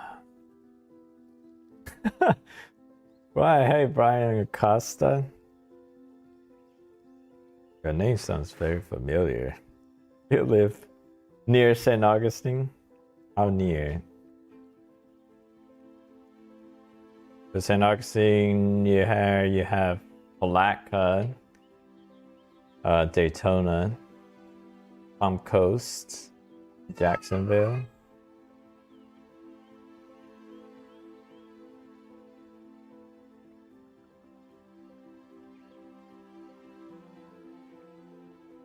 Oh, you live in Jacksonville. Nice. How long you been in Jacksonville?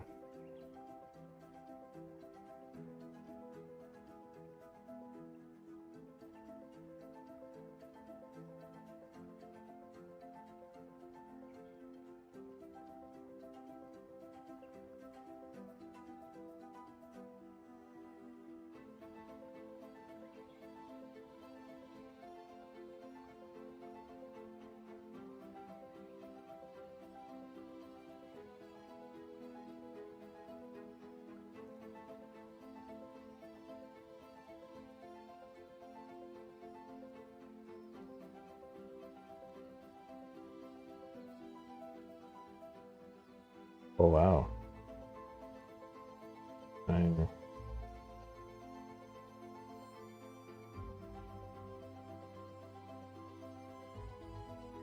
Yeah, I moved to St. Augustine 2001. I went to middle school and high school here. Graduated 2007.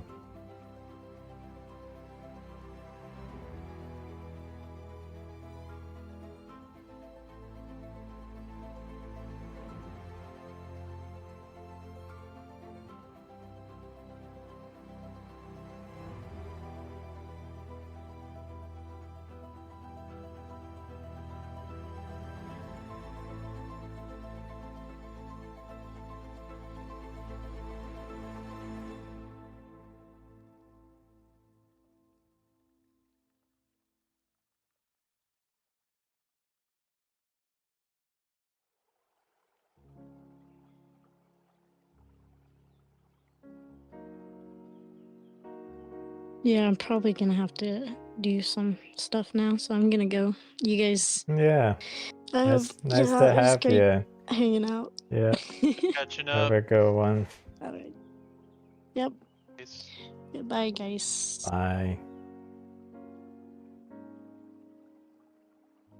What are you up to, Sorek? Looking for a reference. Dang. Looking for a reference. I've just been distracted with the conversation, but I have been looking. But But did you finish your drawing last one? yeah, I could touch it up with some color pencil, Mm-hmm. but I've just been itching for some graphite. Yeah.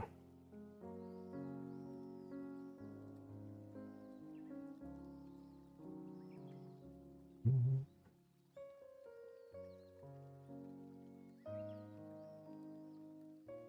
I saw this movie, the Jackson movie. I mean Michael. Michael Jackson movie? Okay. How was it? It surprised me how good it was.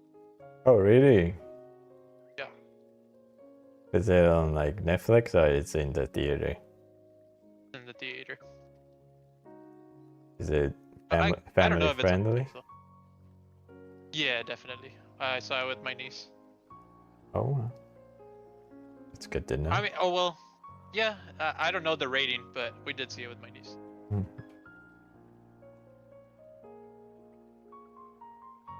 So did they have an actor for Michael Jackson, or they just use the Yeah. old footage?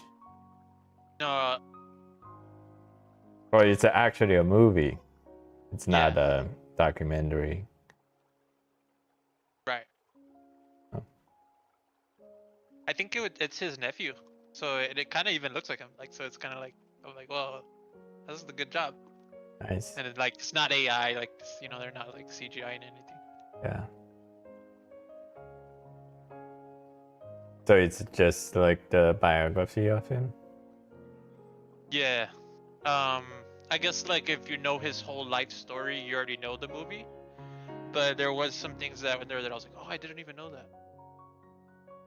Yeah, I don't know a lot about Michael Jackson. I mean, there are some songs I like. I don't know, he's the king of pop. And then You know also that he's been singing since he was a kid? Like he was in another group called the Jackson 5. no, I didn't know that. You heard that song that goes A B C 1 2 3, Mm-mm. something like that. But yeah, I mean he basically has been singing for a long time. Like I don't think a lot of people knew that. Yeah. Actually, my first CD was a Michael Jackson CD. Oh, that's awesome.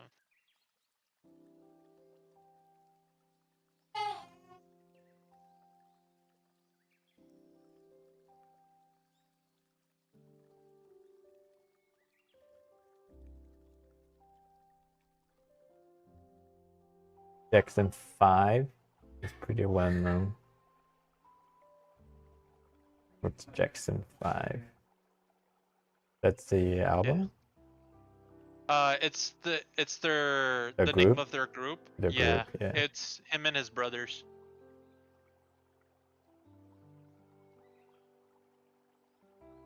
Oh. Yeah, I think there's only a few songs of Michael Jackson's that I liked by first impression. Billie Jean and Heal the World.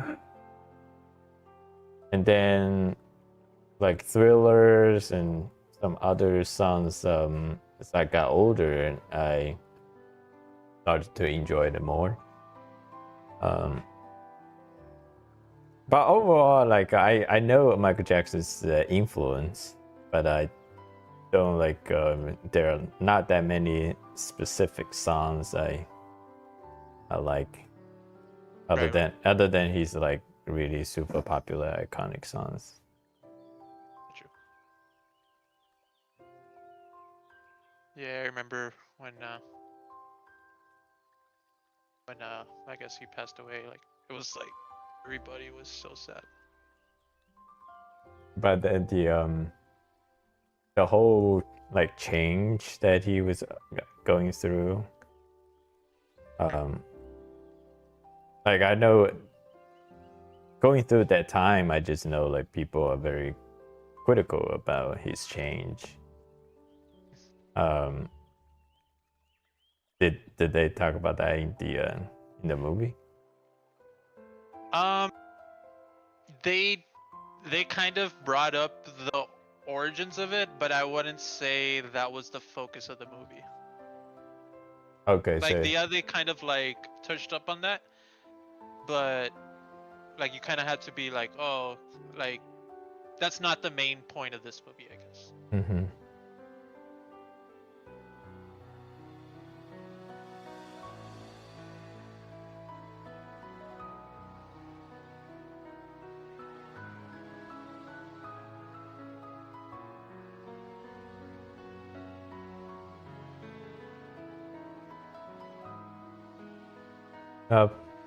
Him and his sibling group when he was a kid. Oh.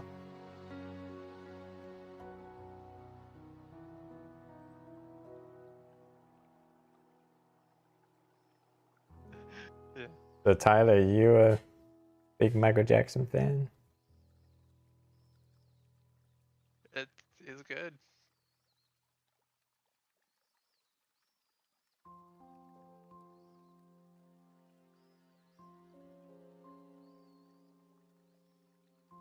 Yeah, I know the one of a good friend of my childhood friend. Yeah, he's a huge Michael Jackson fan. And then yeah, he's always doing the Michael Jackson dance. I don't know.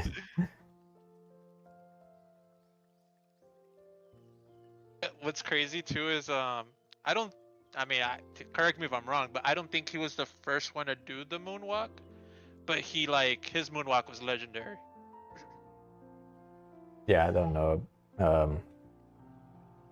I only know that Jackson did the moonwalk, and then later on I started to see other people on social media also do with moonwalk.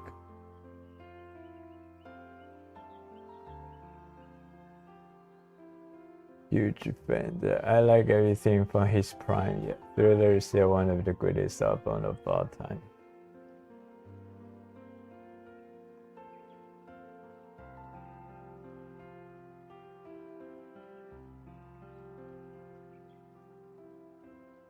Yeah, actually, I know about Thriller on the movie Zoolander.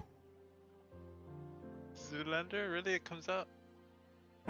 Yeah, where they do the dance off or walk off. It's Owen, whatever his name.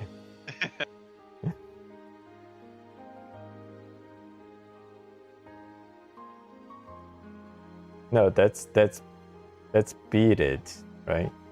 That's not Thriller. I'm actually gonna check right now. I want to see that scene again. I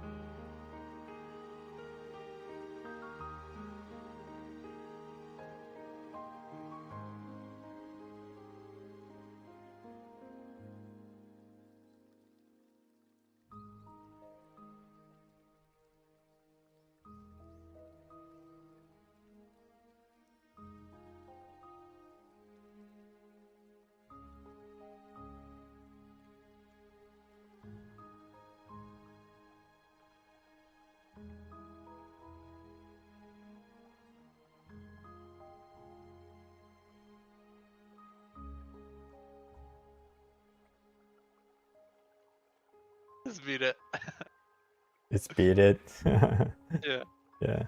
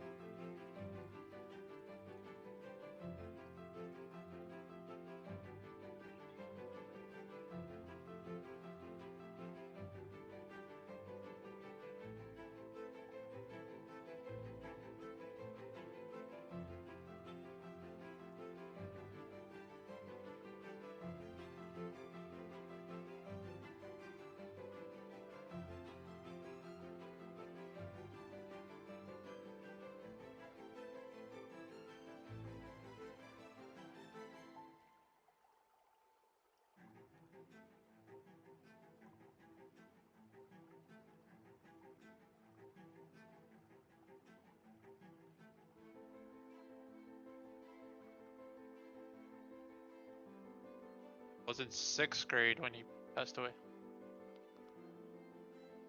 Oh. I think I was in high school.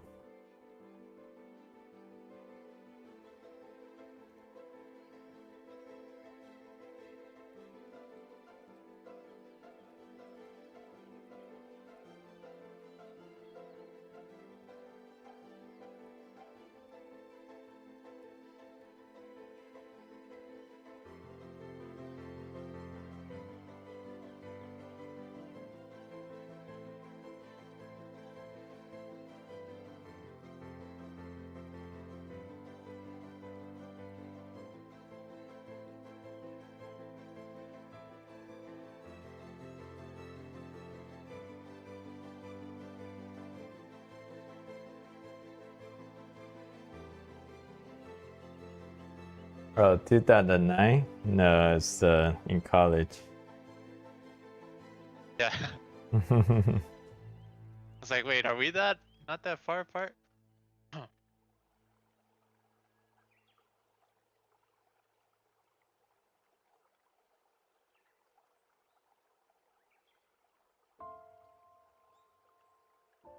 I'm seeing like there's songs that say remastered in 2012, but how would that happen? I guess studios just always just add a remastered or something like that. Yeah, their marketing strategy.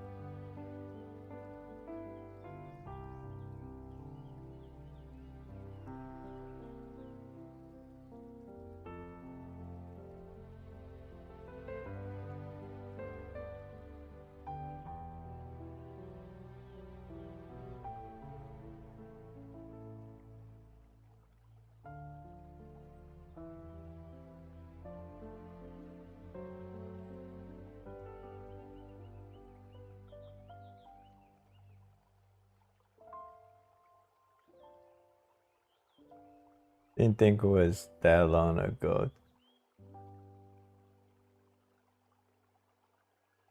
Oh, you remember like it was yesterday? Happening, Kenan. Well, But man, it's Is it happening. hap- It's happening. I wish I could talk for more. Because Tyler just sent me a Discord message. I'm over at a buddy's place right now. We're watching some motocross. The second I get home, I'll be up on here. Yeah. Oh, no worries. All right. Thank you. Yeah. Later. I can't wait to see how it ends. Okay. Thank you very much. I'll talk to y'all later. Later. Oh, Tyler. Send him ring a nudge.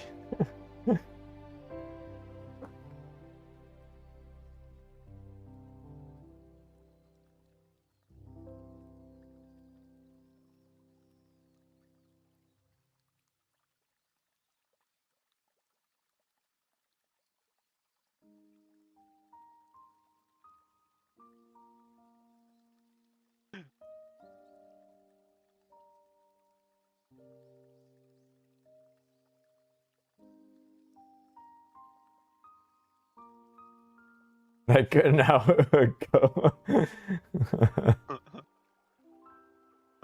Kurt. Neat. Thank you, Kurt.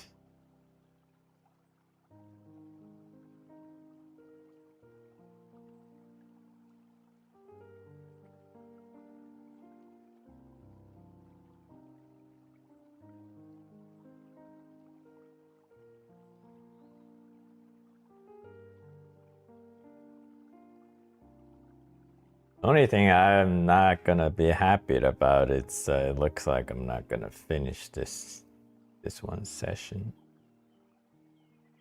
That was my plan. like, you're not going fast enough, or it's too much. Like, there's a lot of detail you want to get in, or Yeah, there's a lot of details I want to get in, and definitely this it's too much. gotcha.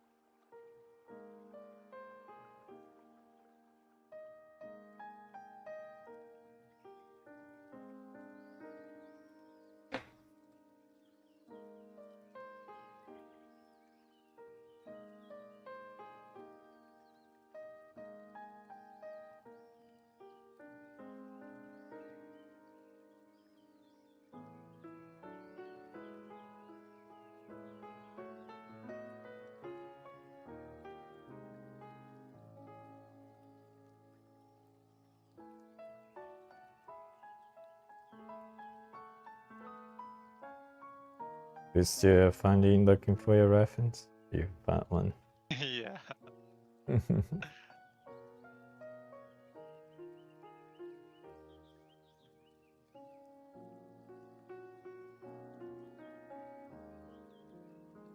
It's because I want some like cool shadows, Mm-hmm. but usually photos are like pretty well lit. Oh yeah. A lot of So what average day photos are not good for a reference.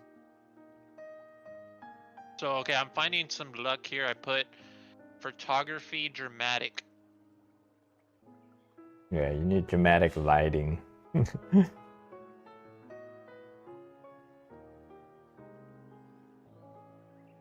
I got a good one.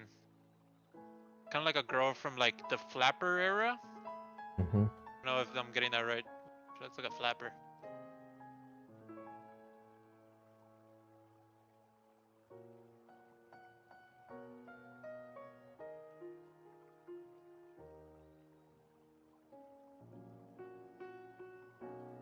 What's that?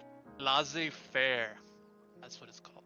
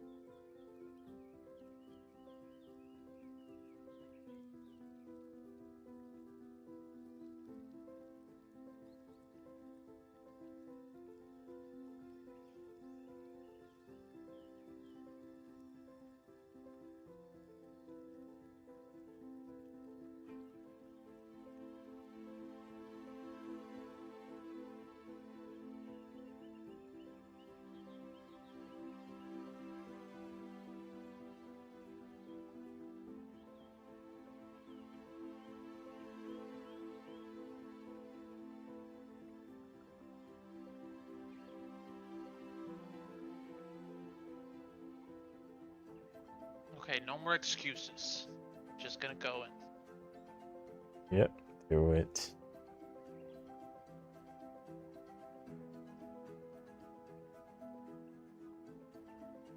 You play any games, Sarek?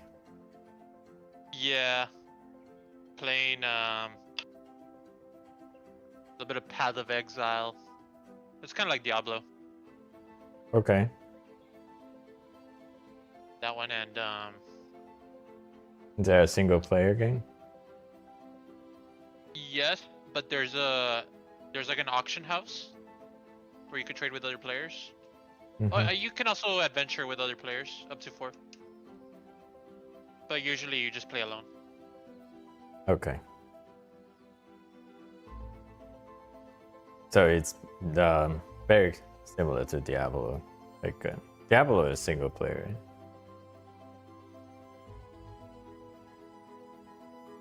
Did you ever get to play Diablo 3 or you stopped at 2? I never played Diablo 2.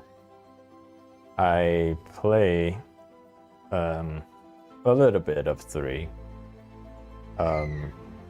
I didn't go too crazy with the end game farming. I think I remember. I think I did beat the story, the main story.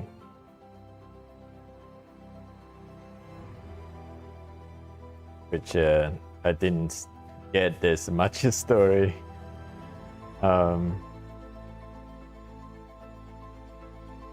Because I had a friend who played Diablo 3, and the gears that he got, he sent me a screenshot of his gear. It's like showing astronomical numbers to the one that I have. That's what happened with I played it with my cousins and like near the end I was doing all the damage. Yeah. They would just stick with me if they wanted to live.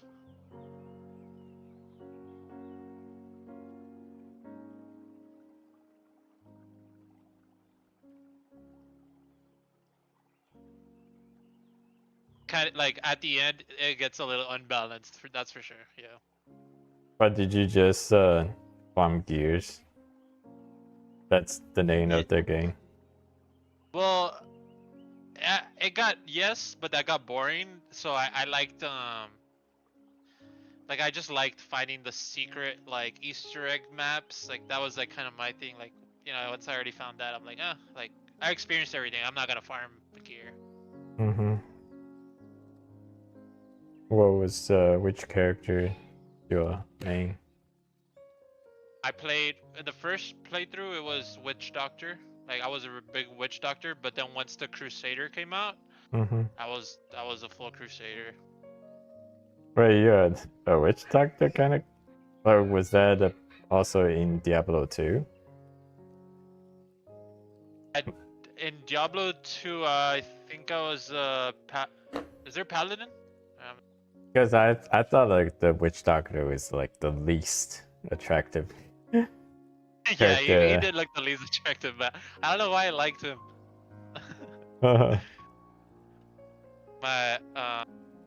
The sorceress looked cool, but I don't know. I just wanted to summon frogs for some reason. Yeah, the first time I picked sorceress, or as a wizard, a sorceress. Second time I played the paladin.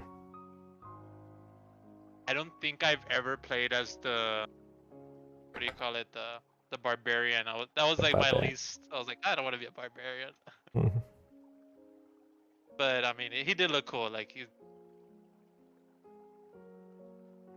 Also, I think I played the monk.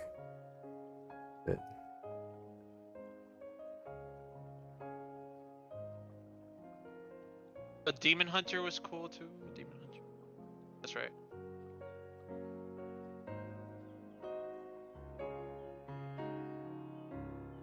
Have you ever seen the Path of Exile skill tree? No, why? Is it humongous? Yeah.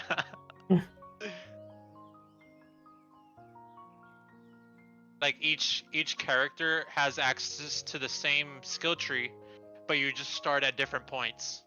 Mm-hmm. Yeah.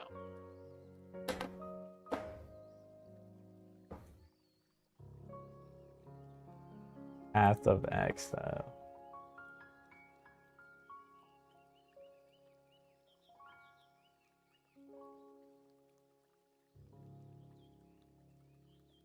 Yeah, it does look like Diablo.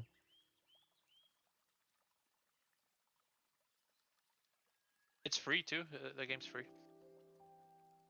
It's free, and is it like a gacha game? Or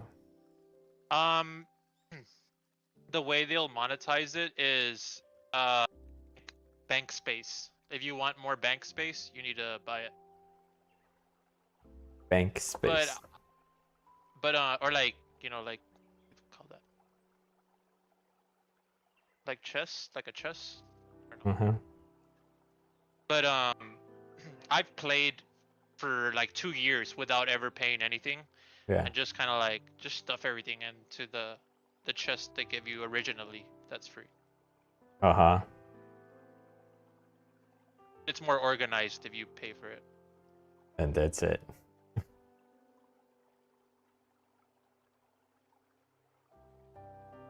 But you can also buy cosmetics. Mm-hmm. But they say that they don't do any pay to win. Yeah, gotcha. But the cosmetics is like and you only can get it with money, paying real money, or is there a way you can like use in-game currency to save up to buy at least like one cosmetic that you really like? I don't think no. It would not to get one that you really like, but Mhm. you can unlock one every like league. Like let's say like they'll do a reset every like 3 months. Mm-hmm. And if you reach level, or if you kill like the first act boss, they'll give you like some gloves or like, Yeah. you know, like something so that you can at least use in the next, you know, like you keep it, but not the one that you want, I guess. Mm-hmm.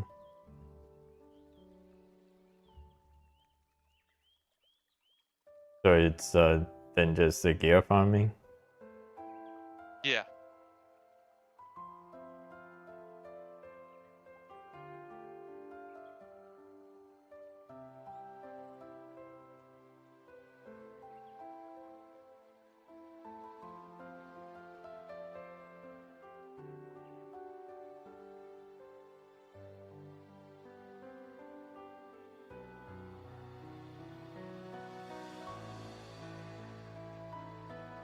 I mean, how come they didn't just do like a one-time purchase? That kind of model. I mean, Diablo is that. That's the Diablo model. I guess to encourage players to play, right? I don't know.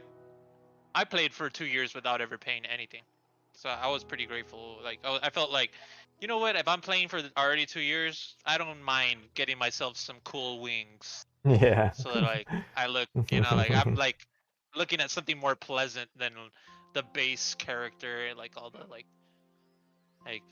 he does like let's say you find like a cool chess piece. Mm-hmm.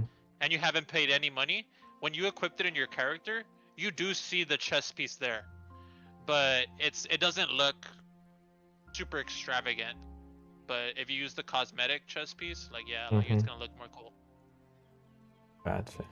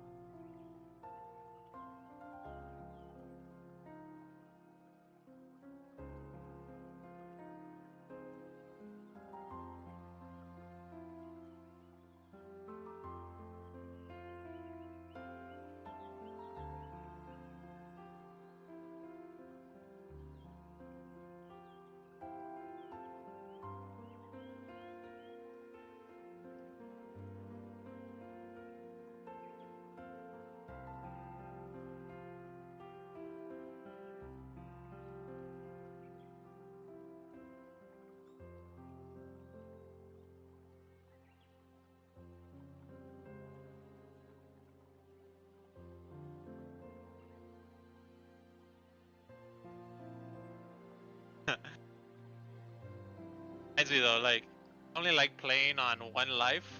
Uh-huh. So like if my character dies, it's permanently deleted. Really? Yeah. That way, like every 3 months they do a reset, and it's like there's like new mechanics still added.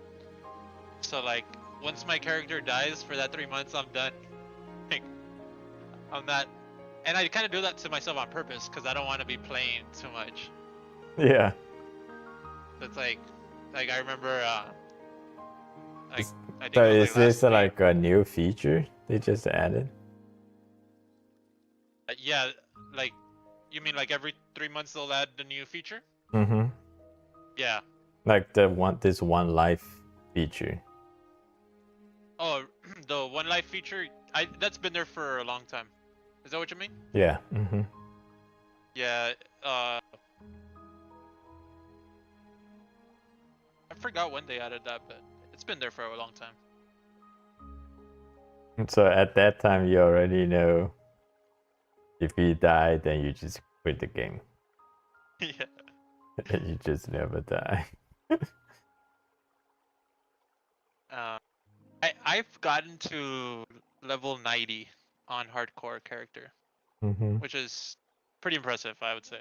Yeah. Like, and for my eyes, like, for me. So like basically, you like invincible now? No. Actually gets a lot more harder. Like, are there any near-death situations that you encounter? Yeah, like some of those endgame bosses are insane. It's like you have to do like a Rubik's cube while fighting the boss or something. I don't even touch them. I don't even touch the endgame bosses. I just farm. I just keep farming and leveling. Well, Tyler, do you play that game too?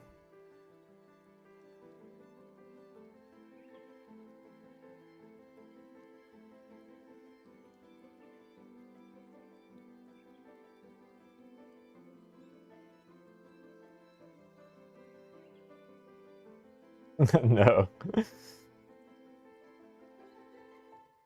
I think yeah, it's just like super, what do you call it, rinse and repeat type deal. Mm-hmm. Mob farming simulator. Yeah, and I mean, I play Monster Hunter, so I know that concept of a rinse and repeat boss fight.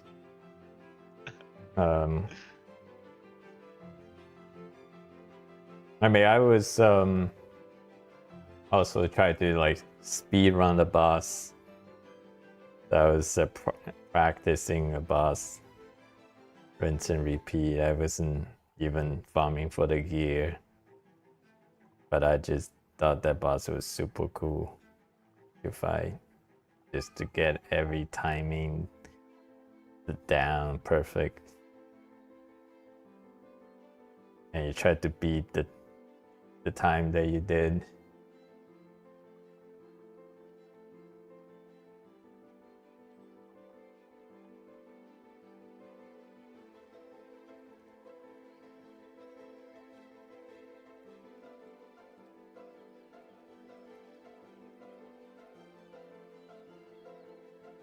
I already own Diablo, and I said that, and PoE are exactly the same. I don't even play Diablo at lesser.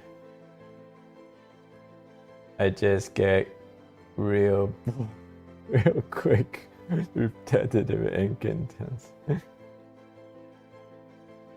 It's the grind. That's kind of why I have to play hardcore, cause like the feeling of almost dying, it's like, whoa, like that wakes me up. I'm like, okay, now I'll focus up. So the Iron Man mode, it is in Diablo, I guess. Yeah.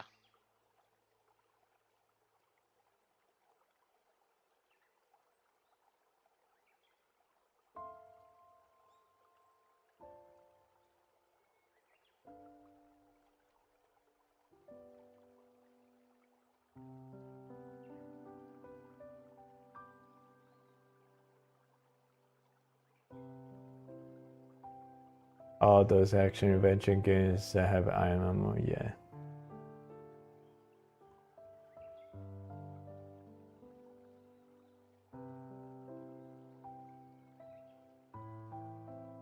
So Sorak, you play StarCraft? StarCraft 2? I do. Do you still play? I downloaded, but I haven't played it. I haven't fired it up in a while. I still watch Winter StarCraft every day. Damn, that's what's up.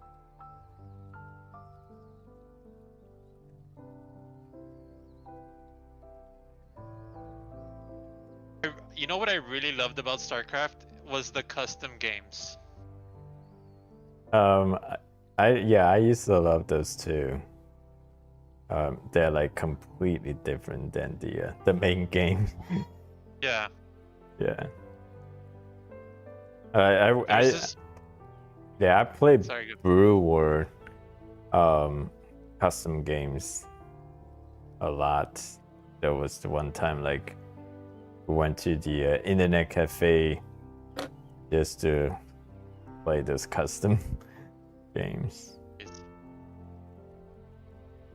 There was this really cool one. I think it was my cousin would always like he would try to because it was so hard to fill up the lobby. Mm-hmm. But he would like tell me like come and join the lobby so we can have more players. It was like a reoccurration of what's that show called? It's not the one with the dragons. Sorry, I'm forgetting. Game of The Thrones. werewolf. Game of Thrones, yes. It was a reenactment of Game of Thrones. That one was so cool. Wait, like but Game of Thrones it's a lot of episodes. Did you play through the whole thing? Or? It was so like I guess you know Risk, right? Like Yeah. everybody starts with their own continent. Yeah. And I like imagine Game of Thrones names like you got, you know, the Lannisters and there's the Bastion or something, I forget what they're called. Mm-hmm. Like water, like they're like really good on the water. Oh, okay. And if one of you all doesn't control the like a lot of territory by a certain time, the White Walkers come down, and everybody has to kind of form an alliance. You know, like if you don't form an alliance, then you're dead. Yeah. But it's kind of like a role playing. You know, there's like role playing mixed into it. It was crazy.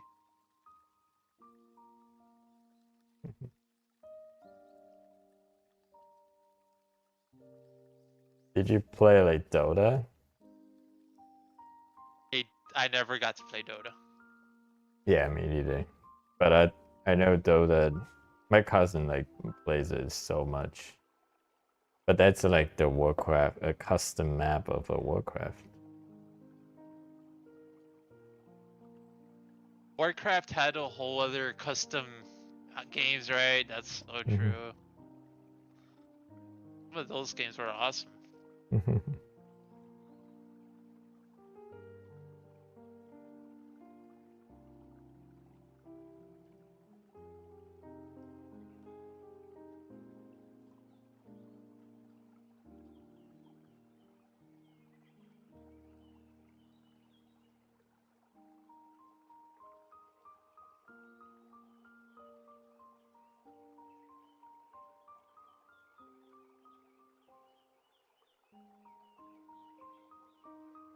I need to go take a break. Yeah.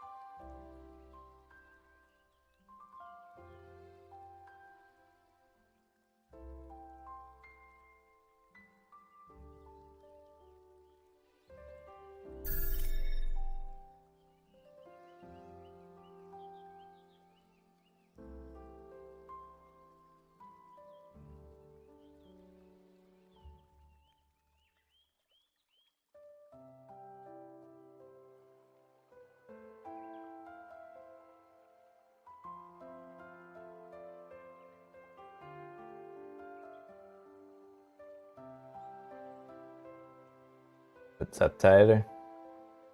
Send me a DM.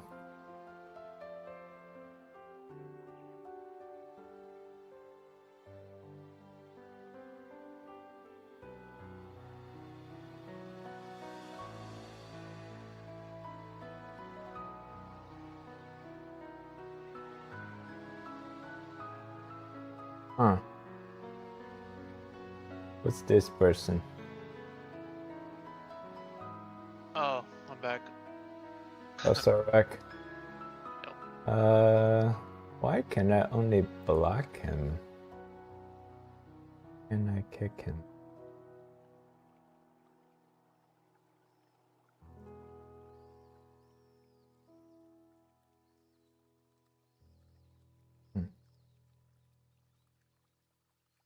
Okay, kick. Ban.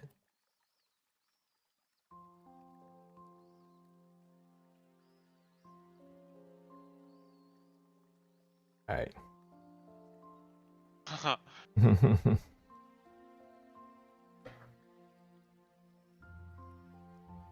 Trying like a new approach here.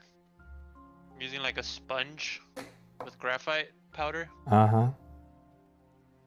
And like for a second I looked away in my peripheral vision. I saw the drawing and I was like, whoa. Nice. Nice, really.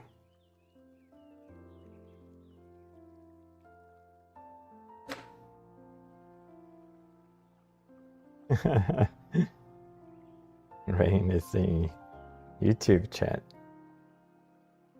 Oh, that's what it is.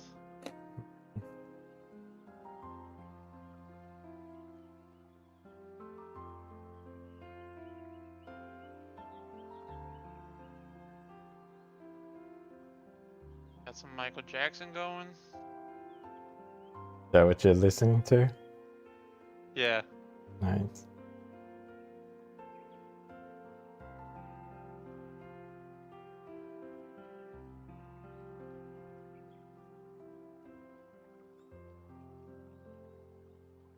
Rain, it's kind of late.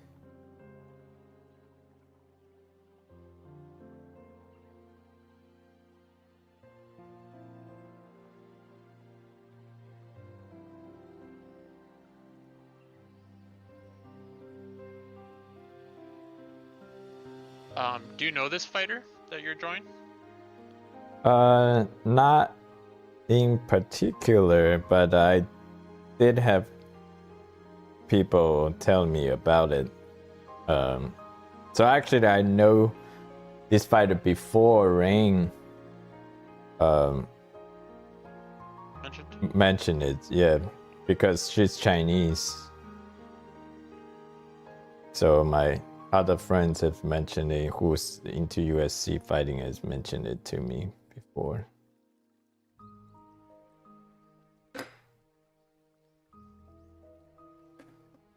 The female UFC fighters sometimes be putting on a better show than the main card. Really? Do you watch it? Yeah, if the main card is good, I'll end up watching it, like the whole show. But not like every Saturday, like I think some people do. Yeah.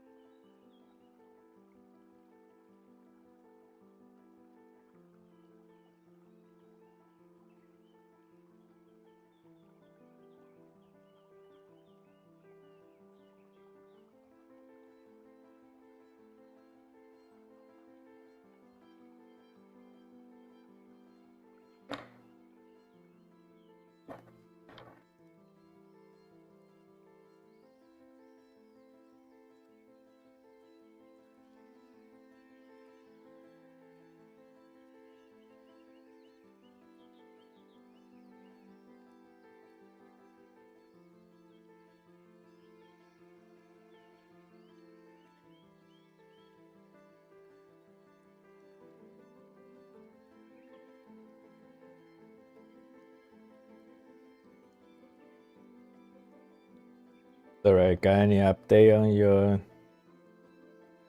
girlfriend situation? Are you asking Rain? No, I say you.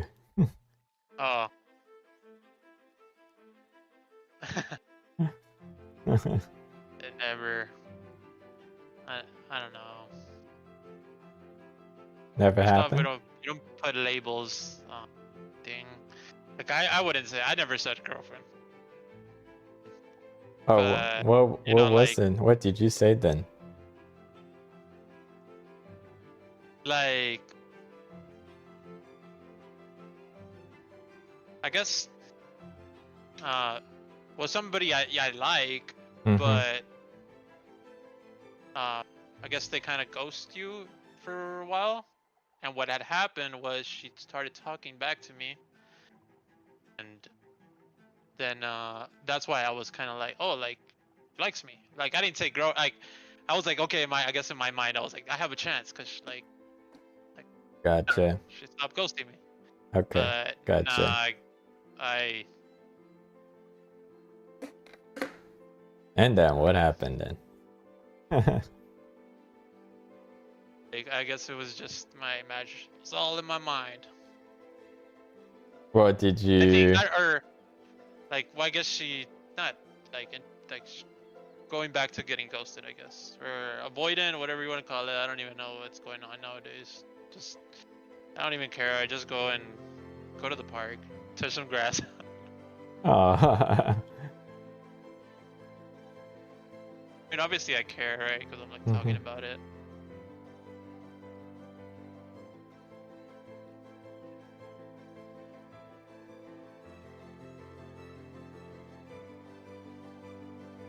Is there some kind of like personal goal that you, either your personal goal or professional goals that you're working towards right now?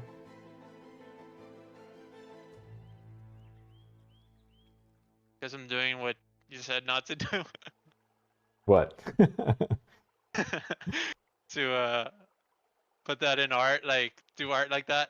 I don't know if I'm doing it like that or not, but I guess Wait, what did I say not to do? to like do art in the sense that you're gonna get paid for it soon. And I'm not doing that, right? But that's one of my goals. I would say that's a goal.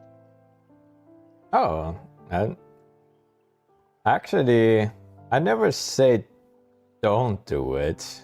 But I think it's more efficient to work as in the sense you're doing it for fun instead of for money. No, That's kind of my full thoughts. so this is what my actual stand is. I'm definitely someone who's believing free will and you adults you can make your own decision. Like Yeah, I like know. like I would say like if art is like truly your passion and you are someone who's willing to do whatever it takes to become successful at it, then I mean I have nothing else to say but wish you the best luck. I think there are a couple of people that I'm warning against going to art as a profession.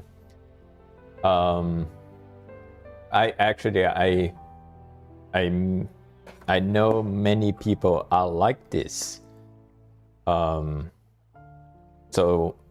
one is that they think they like art, and then they imagine that if they can do their passion for work, then they never work a day in their life, right? That's what the saying is. If you do passion for your work, then you never have to work a day in your life.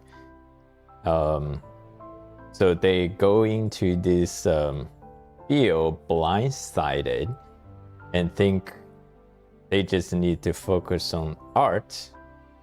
and then they should be good. Right.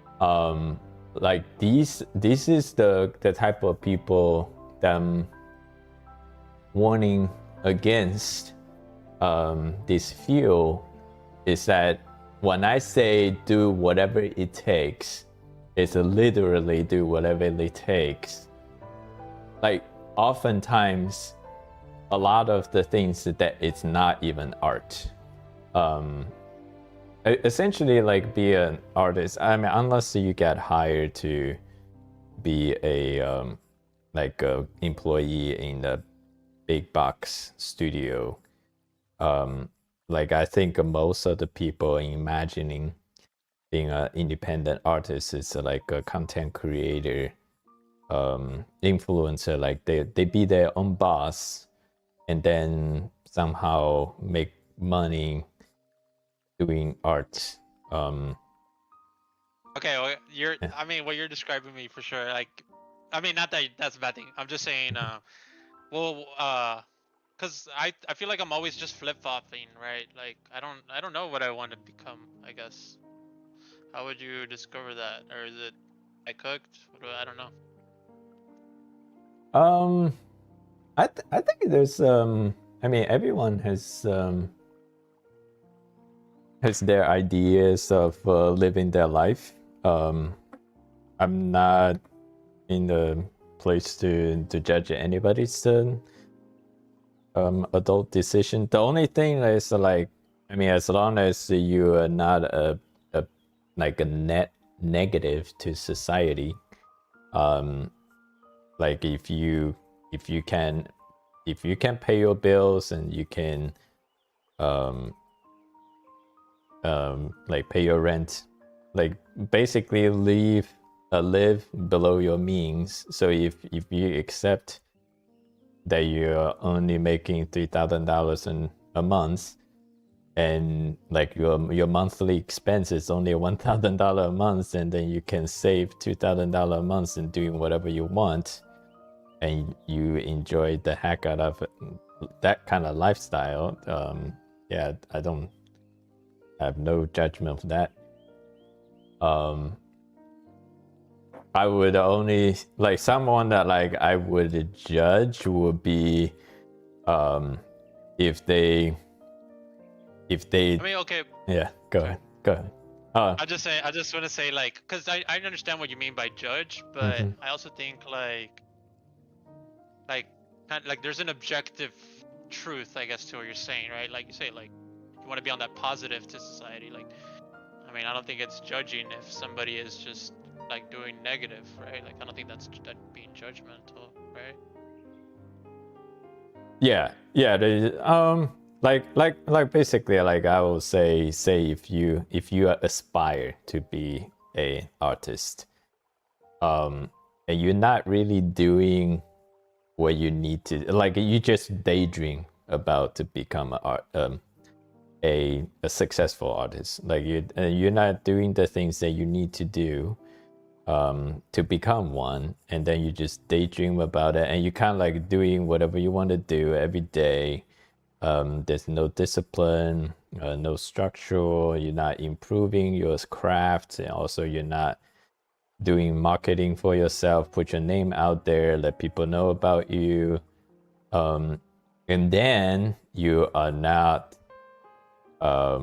paying your bills. So like you basically just either like you don't pay your rent on time, you need your landlord to hunt you down or then evict you, or you basically you need to live off your parents or your friends or whatever. Like basically you're not self-sufficient, and you need the other people to take care of you. I mean, if it's get to that bad, then I would say that's definitely not the type of person anybody should want to be. So I mean, if it's at that point, then yeah, I would have problem with that kind of person. But if someone who is committed to become an independent artist, and they know this is a treacherous path, and they know it's probably gonna take a long time, and they know they don't know when it's gonna happen, but they're gonna work really hard to make it happen. And then they know they're not going to have that much income come in, and they live below their means, and they either co-live with other people or whatever. They find a really find a really affordable place that they can stay, where they can actually pay their rent, and then they just do that, and they work really hard every day to try to build their art career. Like if that person is going into knowing that it was what gonna take, and they accept that challenge, like I have nothing to say but I wish them the best. I think a lot of people, when they think become a professional artist, and they think they can just do art every day. I don't even know what that like means for me, like succeeding at, like, I don't know, like painting or like paintings, like I don't know, it's just like a concept in my mind. Like I don't know what that even means to me. I think you can call you a professional if you can live off your income from the craft. Like I wouldn't even call me a professional artist, because right now the income I'm generating, I cannot support the lifestyle I want. So I will call myself a part-time artist, because I do generate some income. I would say that social media artist is probably the best. Like not the best, but that's a good, like, I think there's more professional artists, as you're saying, like they can live off doing art because they're sharing it on social media and selling stuff, I guess. I mean, it's definitely professional artists has I would say there is it's not completely, I mean, there is correlation to the skill they have, but it's not I mean, like, would you call somebody like teach public speaking or teach too? art? I would say like do you call the middle school or elementary school art teacher a professional artist? Or they just professional teacher? So that's something, like, because they do basically make full income of their job, but their job is mainly of a teacher, is not really an artist. If it was a professional teacher, I think it would be like a very expensive. But to be a teacher and artist, I don't think you have, like, you just have to know how to guide somebody to become good. I don't think that's like a whole other set of skills. Yeah, Tyler, I mean, you may be lucky, but none of my daughters elementary school nor middle school art teachers, professional working artists. Oh, that's okay. Yeah, I guess that makes them professionals.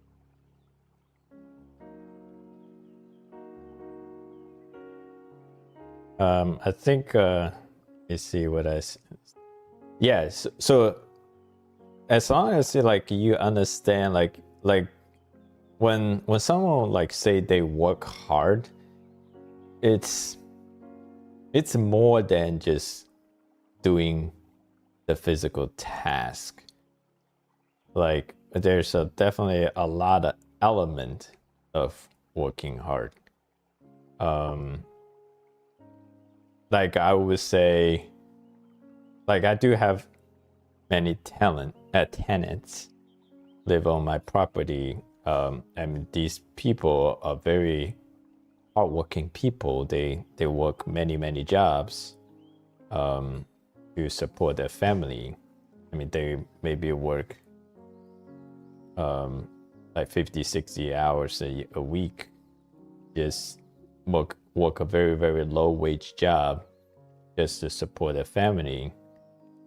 So that is like one concept of working hard.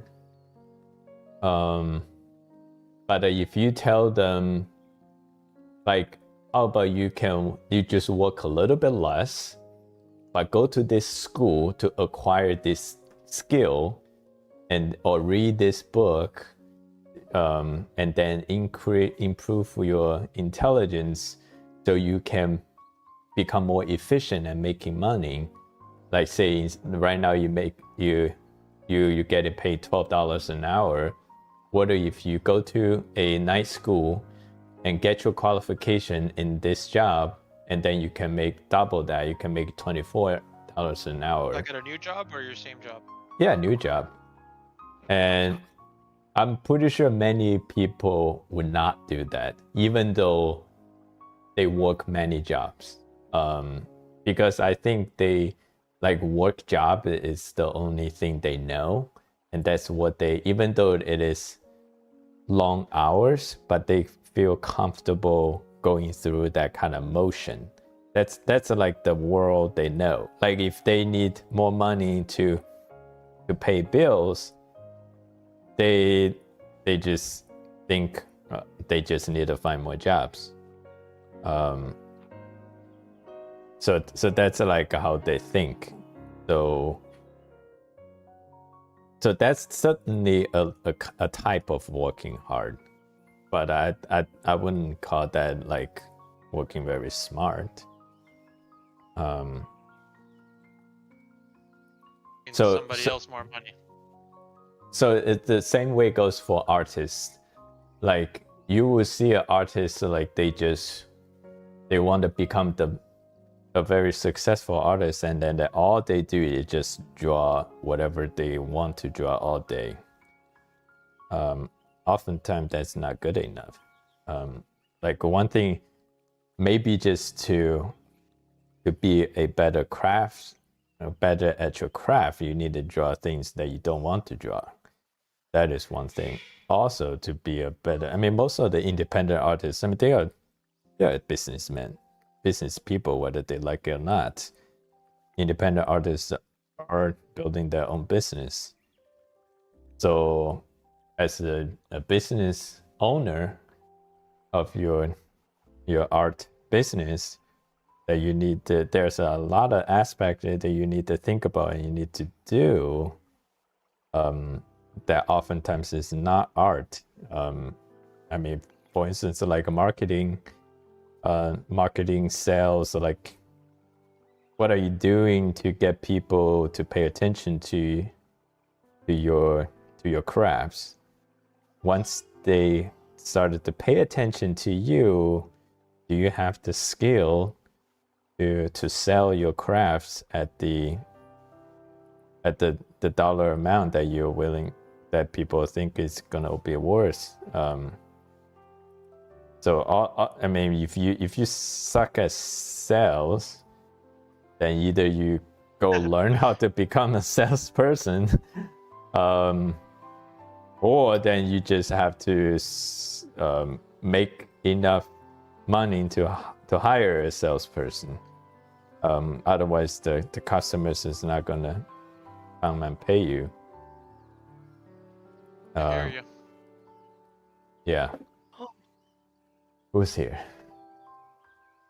Yuya Ocho. Oh yeah. Yeah. Kind of late for you. Yeah, it's 9:40 right now. I just got done watching that UFC fight at my friend's house. Yeah. And they were like, "Yeah, man, like we can go riding tomorrow, dude. You just need to get a helmet." So during that little time that you had with Soul Rack, I was trying to figure out a good little helmet that I can buy. Nice, nice. Hmm. So, So how's it going? I was totally prepared for you to not show up. Aw. Yeah. Well, I'm so sorry, dude. My friend invited me over to watch motocross, and No. I didn't say that to make you feel bad. I was just I'm just stating the fact that I specifically. So here is what I what my thought process was. Like obviously I'm doing this. If it weren't you, I wouldn't be doing this. So that's obvious. Then I would say, okay, what if like Ring doesn't show up? Like then what am I doing this for? And then I would say, well, since I promised him I would draw one, and since I'm in the mood to do it today, so if I don't do it today, I'm putting it off. It's less likely I'm gonna do it in the future. So then I say, okay, I'm gonna find a reference that I can actually draw as like a portrait practice, and it's something like I will be enjoying drawing. And also there's something else that came across my mind. I said like, how about I just like doodle something? So I meet my words, but I just like spend 15 minutes to just like doodle something. But then I say like, no, if I say that I do something, I will give it my best effort. So I scratched the doodling off the list. So I did find a really nice reference I like, and then and this is it. So that's my entire thought process, Ring. So you don't have to feel bad if you didn't show up, because Would it be cool if you I already tagged made the group? peace. well, at least Randy said that he'd like to dedicate this stream to me. Thank you very much. Big ups to Randy. He's the GOAT. Same thing to Tyler. I'm not I sure was about thinking stream elements. this fighter was about to fight or something today, and I was like, you're like doing it as an honor for her. I was like, oh, that's cool. No, dude, she's the third greatest women's mixed martial artist of all time, right behind Amanda Nunes and Valentina Shevchenko. But what is the but? But the thing is, I'm not even making this up. There is a it's just because she fights in smaller weight classes. She fights, I'm pretty sure, 115, and she moved up to 125. Yeah, but I really like how this is coming along. This is such a beautiful drawing. This is really nice. I like this. Thank you. So my question, I often see her waving the Chinese flag. So she is representing China, fighting in the UFC? Yeah. Oh, okay. She represents China. And dude, my god, she puts on shows. I remember I watched her fight with Joanna. I'm pretty sure it's Joanna Frick. I don't know how to say her last name. Joanna Jacek or something like that. Dude, I don't know, bro. She's an athlete. She's so dangerous. She really is the representation of what fighter means in the women's divisions. Like she's that good. Wow. You know. Yeah. Then who she lost to? Valentina Shevchenko, but that's because she's kind of a weight bully. You know, Oh. so like a weight bully is someone that cuts down to a specific weight and has an unfair advantage. So they'll drain their entire body to get to a certain part. Yeah. Like, let's say for example, I usually wrestle at 160. Yeah. It's like me cutting down to like 150 or 145. Yeah. And all those people down there, they're naturally 145, Yeah. and it's unfair. They should change that rule. Like, that's not fair.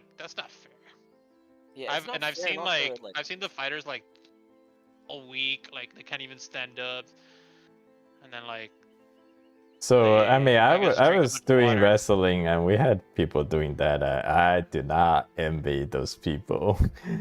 I mean, they go through pretty, like, suffer like through pretty dramatic Literally courses. dehydration. Yeah, to make weight. So I mean, it's not It's like- easy though if you cut that It much really weight. isn't. Yeah. For me, how I did one thing.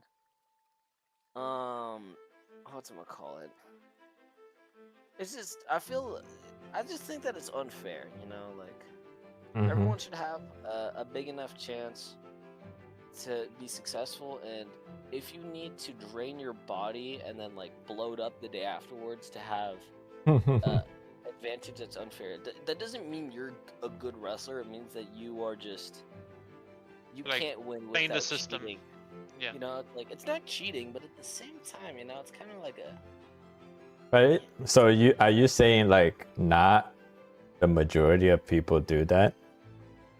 okay. Or So like for reference, I'm gonna use like an example like Michael Morales.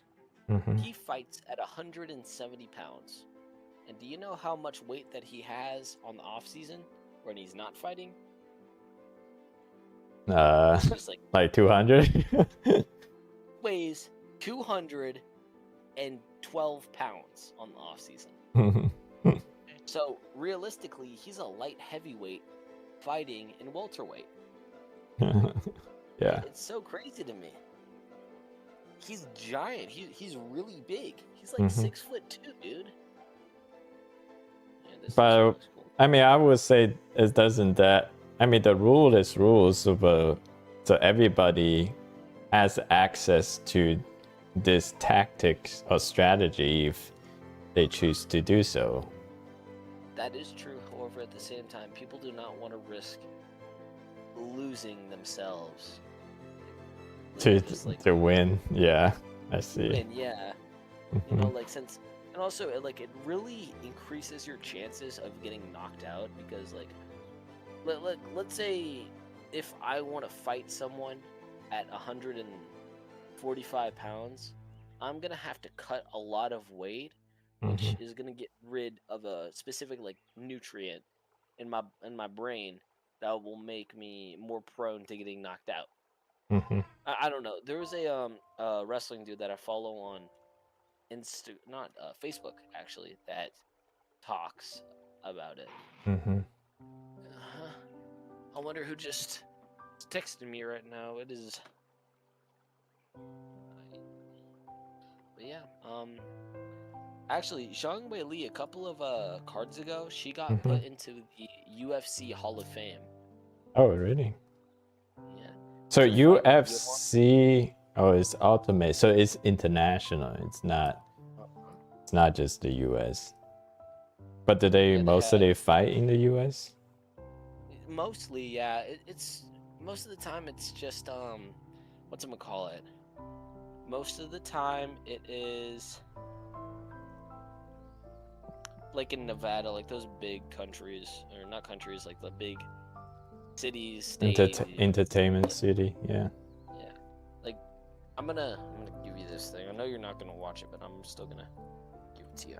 This thing right here was around a couple of months ago, and you know, Zhang Weili, she put the works on Joanna. What did you? And Where did you she made post? her in the thing. Oh, okay, yeah. Let's see. It's like 4 minutes long. Live inside T-Mobile Arena here in Las Vegas, Nevada, USA. It's UFC 248, and tonight, the first Chinese champion in UFC history, Zhang Weili, taking on the most decorated champion this division has ever seen, the former champ, Joanna Jędrzejczyk. 因为我看了那么多年了，我看他的战力就是真的非常好，然后我就一直梦想着哪一天跟他打，因为他是最好的，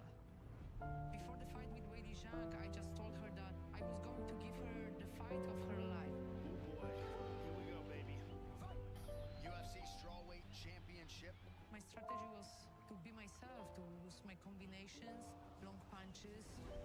Oh, solid right hand by Joanna. You got to remember, Joanna is about as technical as anyone in the sport, period. Light on the feet, Jay, light on the feet. Whaley's got to make this a dog fight. You can see Whaley's confidence growing, though. Oh, biggest shot of the fight right there. Man. Hand by the champion. She's feeling it.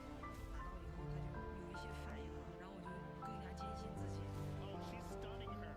She's absorbed Young Jacek's best shots. Oh, you can see the power difference. It's big, man. She's slowing down. She's slowing down. Win this round. Gotta Was that Joe Rogan? I'll tell you what, these girls are not. Yeah, Joe Rogan, he's a commentator. But I don't know. DC and Joe Rogan, their one job is to commentate. However, they all suck at it. That's why I want commentary, like an option. Hematoma on her forehead now, folks, and it looks nasty. It's swelling up as we speak. Championship rounds. Oh, left hook. Oh man, my goodness, this is a fight. Oh, big shot by the champion. Damn. Crazy.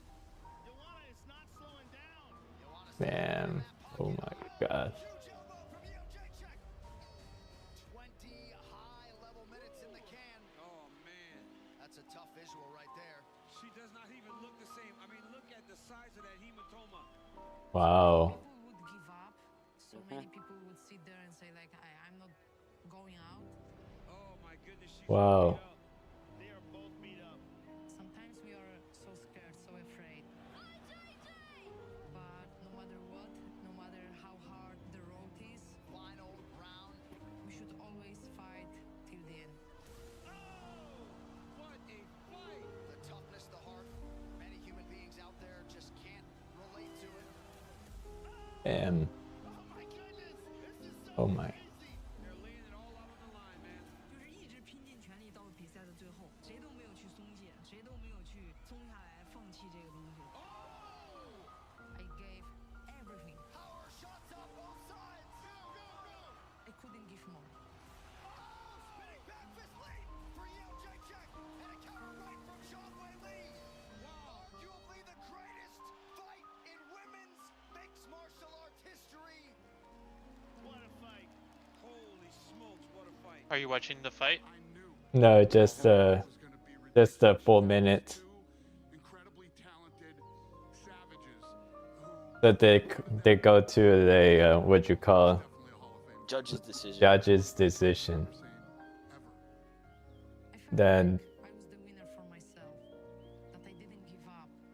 I showed so Joanna won that one. and how a great warrior I am. It was more important than winning the fight. Wait, what'd you say, Kenan? Joanna won that one. Oh no, Zhang Weili won. 我俩表现在场上的那种表 And 现， she 我 won it. 觉得太棒了。然后 I She don't know, fought man. John. Oh, I remember that fight. I don't know, dude. Like, Oh, like how Me and Wade she looks like completely different. of each other. she looks Uh, like an alien. Are you is it the fight where her forehead kind of gets swollen? yeah. Forehead gets so swollen. I saw that one live. That the left ones and the right ones. Yeah, same here, Mhm. man. I watched a pay-per-view. I've only watched the good pay-per-view cards, you know, like UFC 189. Hmm. Me and my friends, we got so hyped seeing a Robbie Lawler and Rory McDonald stare at each other at the end of like I'm pretty sure it was the 4th round. Oh my god, dude, it was thinking about it gives me chills. But Are Wow. we gonna see Zhang? Rain?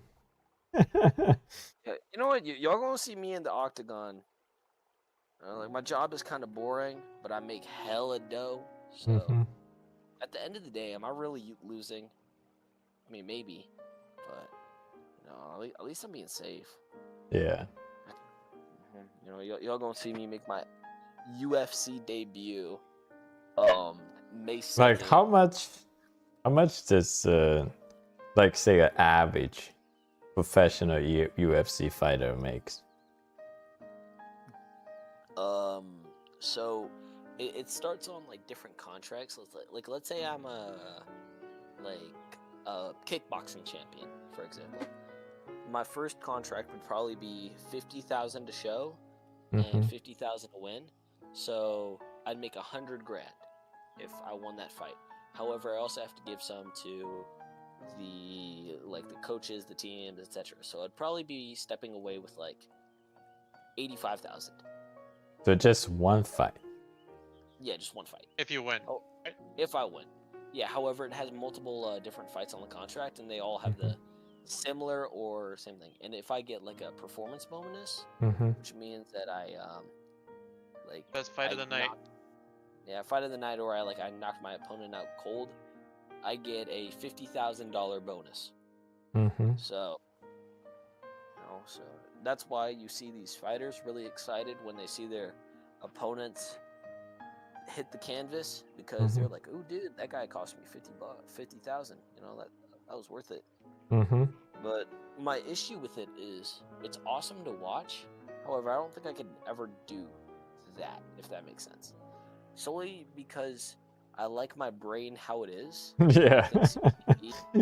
I'm gonna have like surge speech. I'm gonna be like, so like, I was the greatest lightweight champion. Like stuff But like that. I mean, I see Zhang Weili fairly intelligent woman. How the She's actually I'm pretty sure a doctor. So what did she do to protect her? I'm pretty sure Women don't hit there's as hard. I'm sorry. women don't hit as hard. Yeah. I remember there's a story one time she beat her opponent up so badly that she clocked into her other job and met her at the hospital and treat her wounds at the hospital. Hmm. I don't know. Wow. She's really cool. I do like her custom shorts and top that she had. I think they're really cool. Let me show you. But I'm really sad because the really cool fight card that I want to watch next week, it starts at 5 a.m. But I've always been a morning person, so I guess it'll be cool. Oh, nice short. So can like anybody go into, like, as long as you just sign up? Or I mean, so it starts off with the Dana White Contender Series. So if I win the Dana White Contender Series, I'll get a contract with the UFC, and then I gotta build it up from there. However, the best way that you can like get a UFC contract is that if you make a big name for yourself in other organizations, like maybe Bellator, Ryzen, or PFL. However, you can't just be going over there. yeah, because there is so there's a YouTube Dr. Mike. I think he went into a boxing fight with somebody. Like he's a family physician. He has like a very successful YouTube channel, big health influencer, and just like one day he just decided it's like a bucket list for him that he wants to do a professional boxing match against a professional boxer, and he trained for it, and then he went into it. Obviously he lost, but he said it was a very good experience. But for someone like him, he just decided, and it was televised and everything. I don't know, probably his social media status maybe contributed to that. But it seems like he just out of the blue and decided one day he wants to enter a professional boxing match, and then people just let him do it. That's like the new thing, celebrity boxing.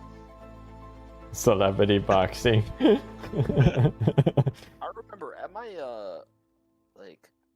at one of my old I'm pretty sure this happened in like high school. And I remember this really vividly because I went to one of their little events. Mm-hmm. Like my friends actually had like a little boxing thing and like at like one of their backyards, and I showed up there, and it was really funny because you would see these like 16-year-olds, 17-year-olds with no technique just go at it and have like these dog fights. Mm-hmm. I actually had the idea of joining up on one, but then I realized I can't use my best my best skill, and I was like, yeah, you know what? Maybe if I get something different. I wonder how they're doing now. What? I wonder how they're doing now. Oh, your friends, your high school friends. One of them, I lost contact with like one or two of them. I do wonder how they're doing. I think they're pretty cool. I think they're good. Since Yeah, all my high school best friends, they purposely ghosting me. I know one person, at least I'm still talking to his mom because he's a Navy SEAL, so his mom? No, that's okay. Like once a year, like I talk to his mom. I mean, he lives like a very secretive life, where he doesn't let people know where he is. But at least like his mom is talking to me. But other two, I have no clue why they're not like there was one time like I tried to catch up. Like there was one time me and one of my friend we were in the same city. And I was trying to see if he wanted to meet up and catch up, and he just never responded to me. You know, this is actually kind of making me feel bad because I kind of did the same thing to Tyler. Like, this wasn't intentional, of course, because at like 6:17 p.m., he sent me a text message, and I slightly opened Discord. I saw that he texted me, then my phone went out of charge, and then we were watching motocross. And I forgot to hit him back until 8:10. Tyler, I apologize on behalf of myself. So maybe we should catch up. You know, I'll buy you your favorite pitch black coffee. It just tastes like soil. Pitch black. And Tyler kind of reminds me of a person that would like drinking black coffee. You should be ashamed. Tyler is trying to look after me. I didn't even know he did that. Wait, what? Well, Tyler texts you because he wants you to show up. Fine. I'm so sorry that I didn't show up, dude. Okay, that's on me. You hit me up at 6:03, then you hit up everyone at 6:07. I apologize. However, you know, you got to be there for everyone that you can. And during that time, I was with my IRL friends. Real life friends. I mean, you are real. No, it's just you're across the country, you know? Like, if Oh, you right. invited No, all- like, I have absolutely, I'm not blaming you on any source. Yeah, you don't have to. It's alright. Yay! Okay. Okay. If you're still working on this tomorrow, I'll definitely show. But, Yeah, you know what? definitely working on it tomorrow. I'm gonna. I'm like not even halfway through. What are you gonna do with it when you're done with it? Well, there was if you are willing to pay the shipping, I'm gonna ship to you. If you don't even pay, if you're not even willing to pay for shipping, then I'm gonna keep it. The shipping. How much is shipping? It's like less than $15. I'll pay you 20. Cool. Nice. You know what? You're going up in the garage You're hall getting of fame. first priority shipping. Yeah. No, he's getting the absolute first win. At that point, I might as well just pack my bags, take a trip over there.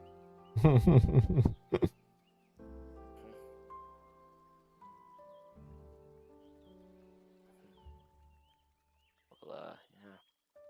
I feel like I was gonna say something. What was it?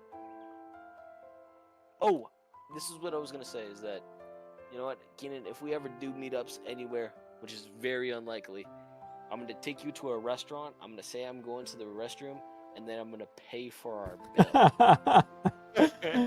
No, you can't. You can't win the Chinese on the bill fight.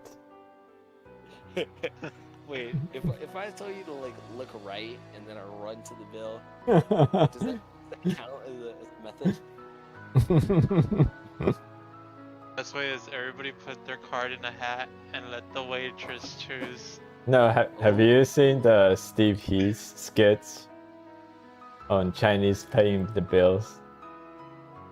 I don't think I have. Can you explain it? No, I just show it to you. Let's take a look. Okay. Actually, he did a few of them. Okay. The thing is, it is like very real. I've seen this in person.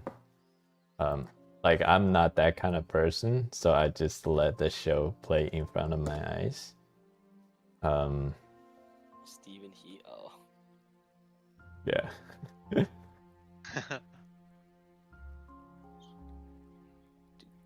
The Geico lizard. I hate him, bro. It's just like seeing him, he just gets me angry. It's like, you can actually save money on Geico if you choose to give us all your money. I was like, nah, I'm watching this. Cash. Are you watching it? Yeah.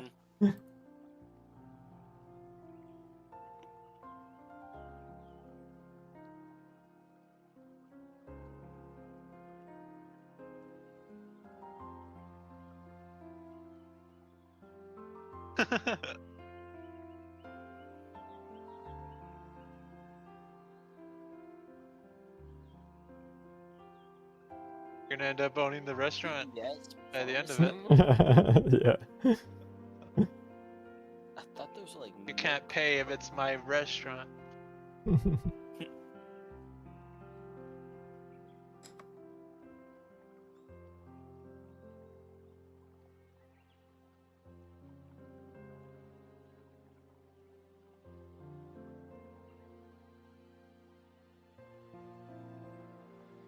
Is that a SpongeBob watch? It's not a Rolex. Lambo.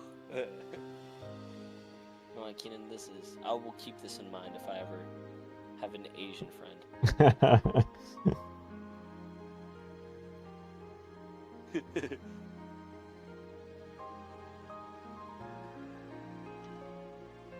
I have in fact been working on a couple of good art pieces that Tyler has sent me on the reference thing, and I feel extremely happy with how they're coming out. Did Tyler send you his reference collection? Yeah, reference samples, and you know what? I went straight to the samples, and then I went straight to the where is it? The bonus. I went to the bonus files, Tyler. If you know anything about the bonus files, you know there's some good stuff in there. Yeah. Behind the scenes? So, the bonus one is just a bunch of nude references, and I was like searching through them with like some of my buddies since we were like, yo man, what should we draw? And I was like, what's a bonus? And it was like, dude, you should click on that one. So I clicked on it. I clicked bonus 0007. And I'm not even joking. I swear to gosh, I feel like I saw my middle school math teacher. I ain't complaining. She does look good though. You never know. Maybe that's a psychic. I mean, it's all the same girl, but Just one that in particular look like her. she only has one earring in, which I find kind of weird. But you don't have to go to the bonus. I mean, the Tyler buys this off the same website I did, or I buy off the same website Tyler did. I mean, it's all new. Didn't have to go to the bonus to get the new. I would guess, however, like for reference, we have like the graphite free samples. Mm-hmm. So I clicked Yeah. open the free samples, and then the 650 art and sketching free pack, and then after that it has bonus at the very top. Okay. I clicked on it, then it turns out that it's all just one dude or one girl doing a bunch of Oh, dynamic free photos. samples. Yeah, he's just saying this free samples. I don't blame him. These some good stuff right here. I think I did draw her, but then I kind of struggled near like the groin area. No. Mm-hmm. The groin is kind of hard to, you know. I don't blame you. Kenan is too famous. They're intimidated. I'm gonna go to the bonus 50. This one's kind of fire. I'm drawing this. This is fire. Just can't share it. Now she's sitting on a cube. Is that made of marble?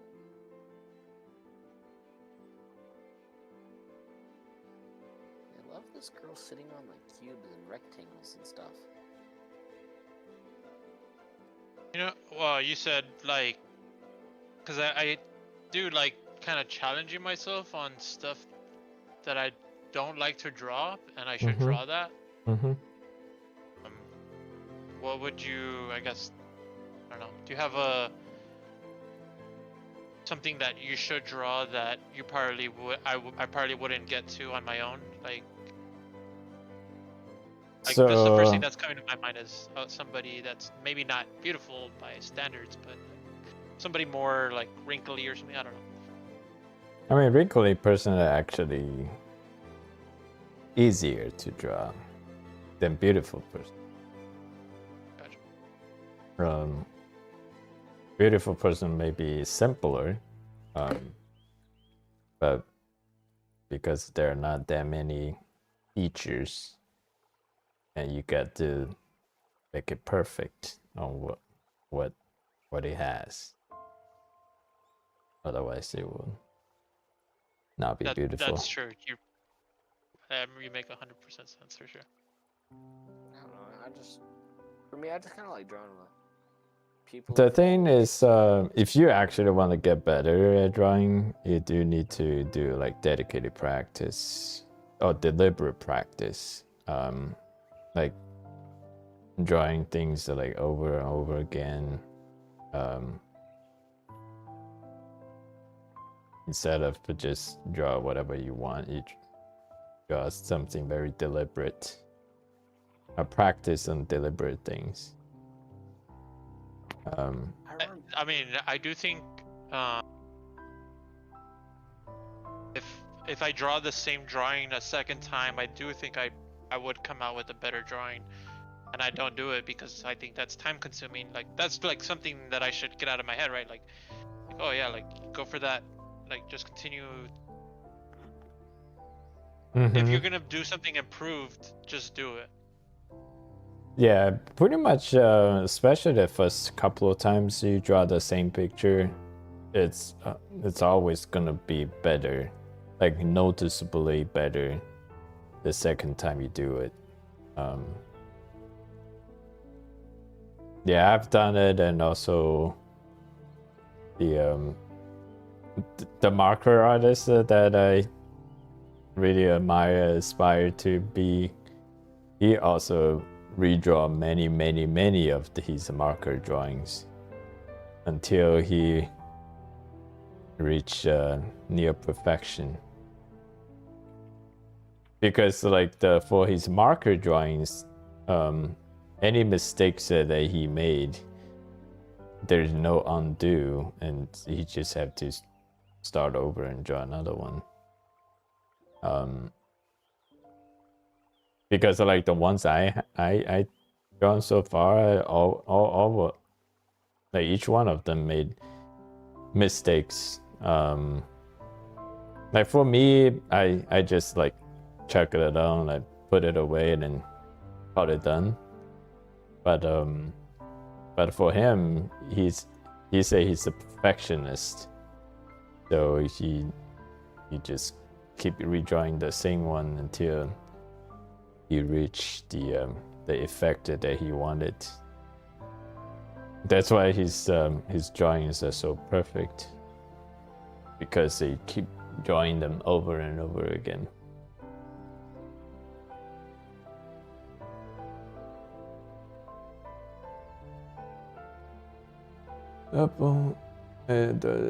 Their sample actually fire. I meant to say those, but yeah. Actually, on the topic of redrawing stuff, one of my favorite pieces that I made in graffiti, I drew it like 50 times over and over and over again before I could get it done. And that's where I made my little favorite, little blue one. I kind of call it Icy Pop, because it has the colors of an Icy Pop. Yeah. Let me get it. Let me get the Icy Pop drawn. I know I got it somewhere. Where'd you go, Icy Pop? Red, white, and blue? Yeah, there's red, white, and blue. I think I sent it to my other account because, to be honest, I really want to surround myself in art communities. Just none of them are as good as this one. They just got like... They kind of got weirdos. And I'm not trying to say weirdos as in like, oh, like... I'm not trying to say it to dehumanize them. I'm just saying like they're like odd people. And not odd as in like me. I'm like, they're just kind of... Yeah. If that makes any sense. I just... It's hard for me to explain. But... No, I know most of the... This is my personal bias. Most of the others I know are kind of like weird people.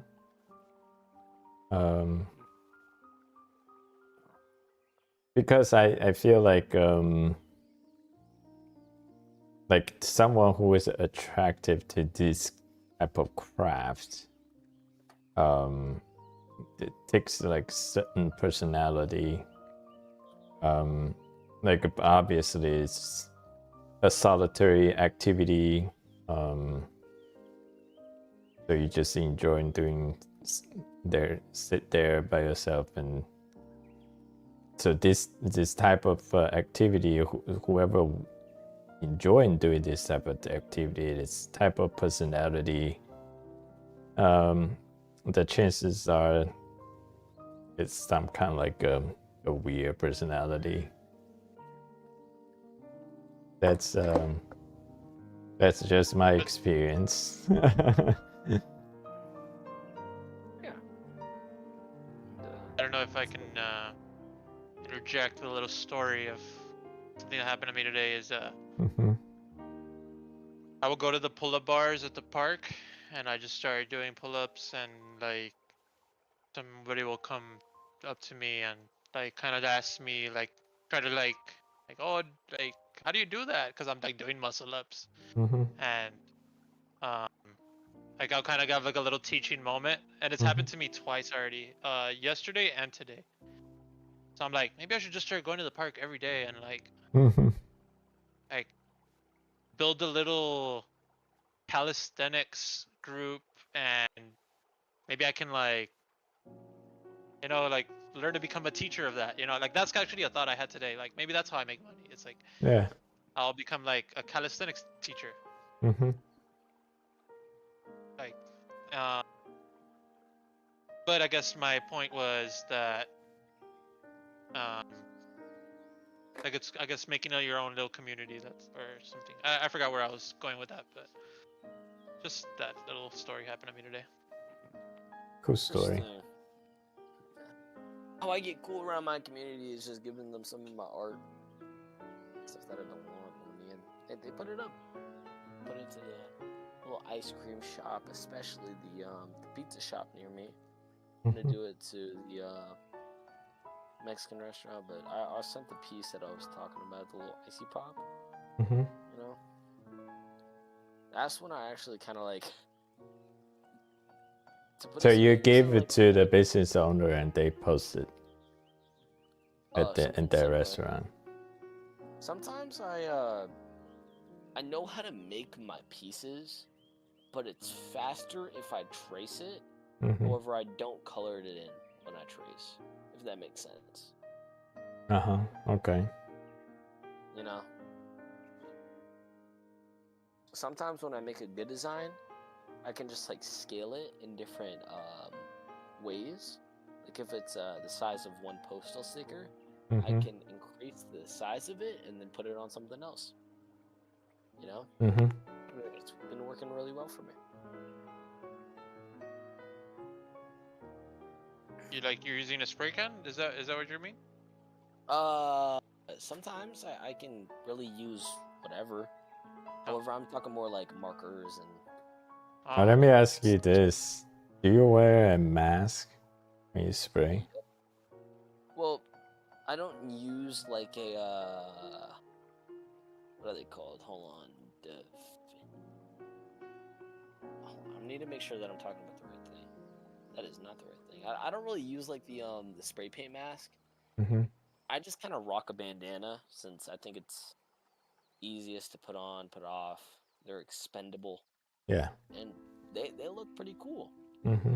And it's also something that's kind of something that's always stuck with me ever since I started tagging seriously. What about if you spray at home?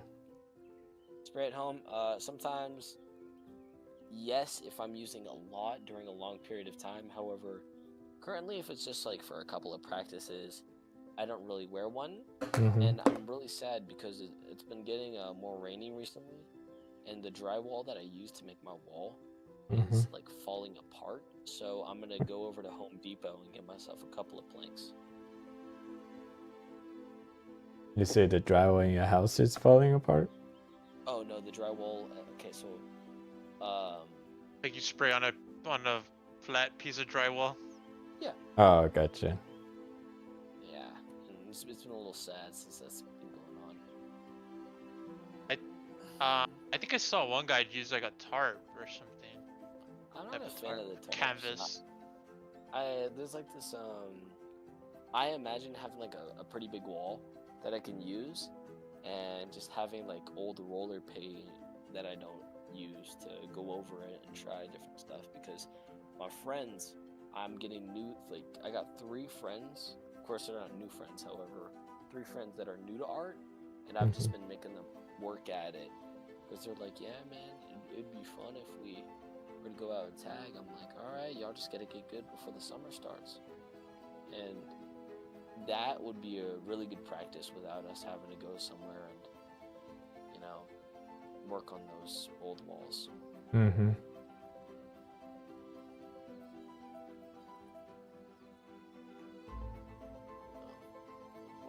What I really rock with, like my favorite thing to wear when going out is, so, like just like a hat and a bandana.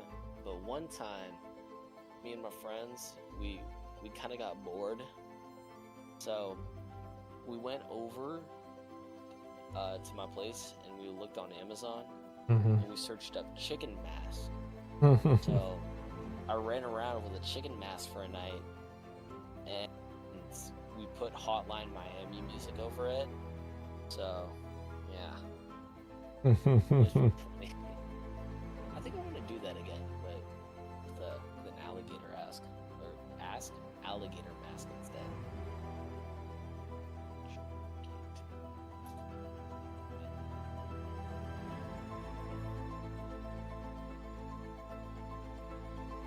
It was this one right here. This was the best $25 I think I've ever spent during a summer. This dumb mask.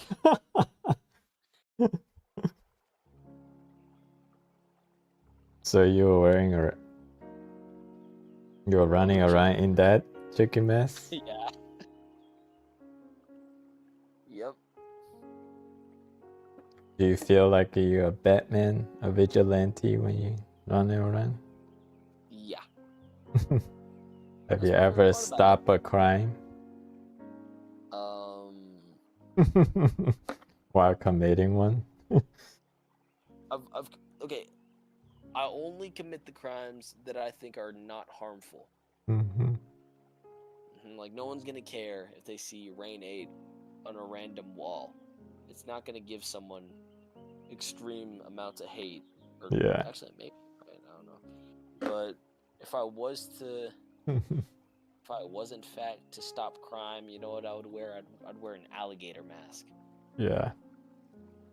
With purple eyes. Like a vigilante, you mean? Be like, or what do you call him? I'm a vigilante. I'd be like Aiden Pierce, the fox from Watch Dogs. You ever seen Kick-Ass, the movie Kick-Ass? I have. I haven't. That guy's been my role model ever since. You have to watch it. Kenan, we could have like a watch party in here. It's a like comedy, classic comedy. I would say like kind of like super bad comedy, but not that bad. Borat is still the greatest comedy ever made.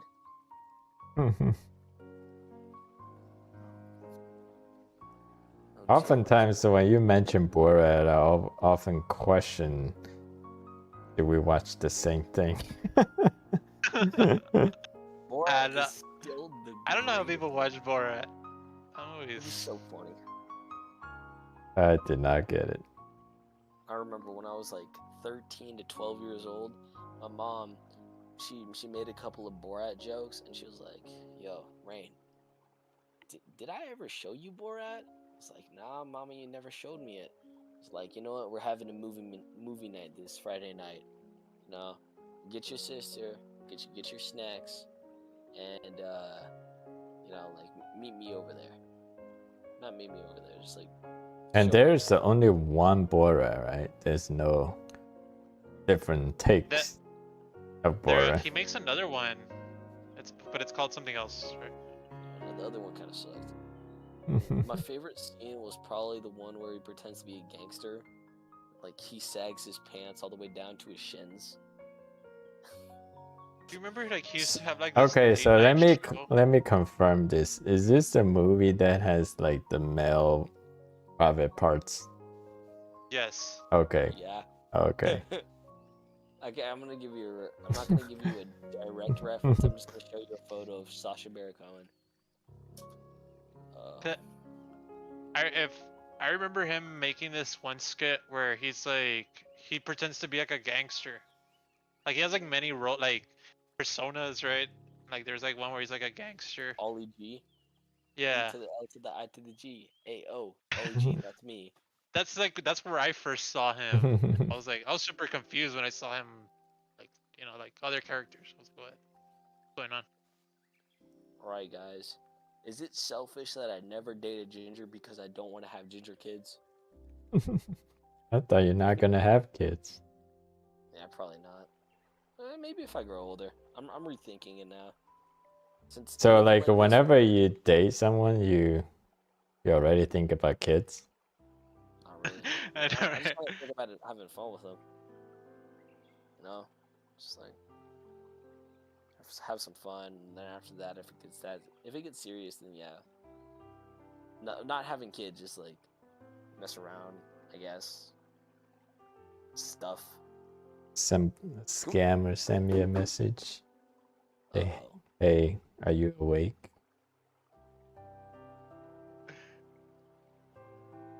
like scammer line.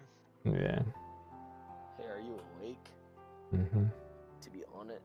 One time, I thought that was like a scammer. However, it's actually one of my friends on an alt account. I don't know. So they got a different phone, and they're like, "Hey, are you awake?" I was like, "I got a boyfriend." It's like 30 screenshots of it. Send it to every single one of my friends, and then it was like an inside joke for a solid month and a half. Wait. No. Sometimes I look at like certain people that I like to draw, or like I want to draw. I'm like, how are you human, dude? Like, how are you built like that? It's like, what type of genetics do you have?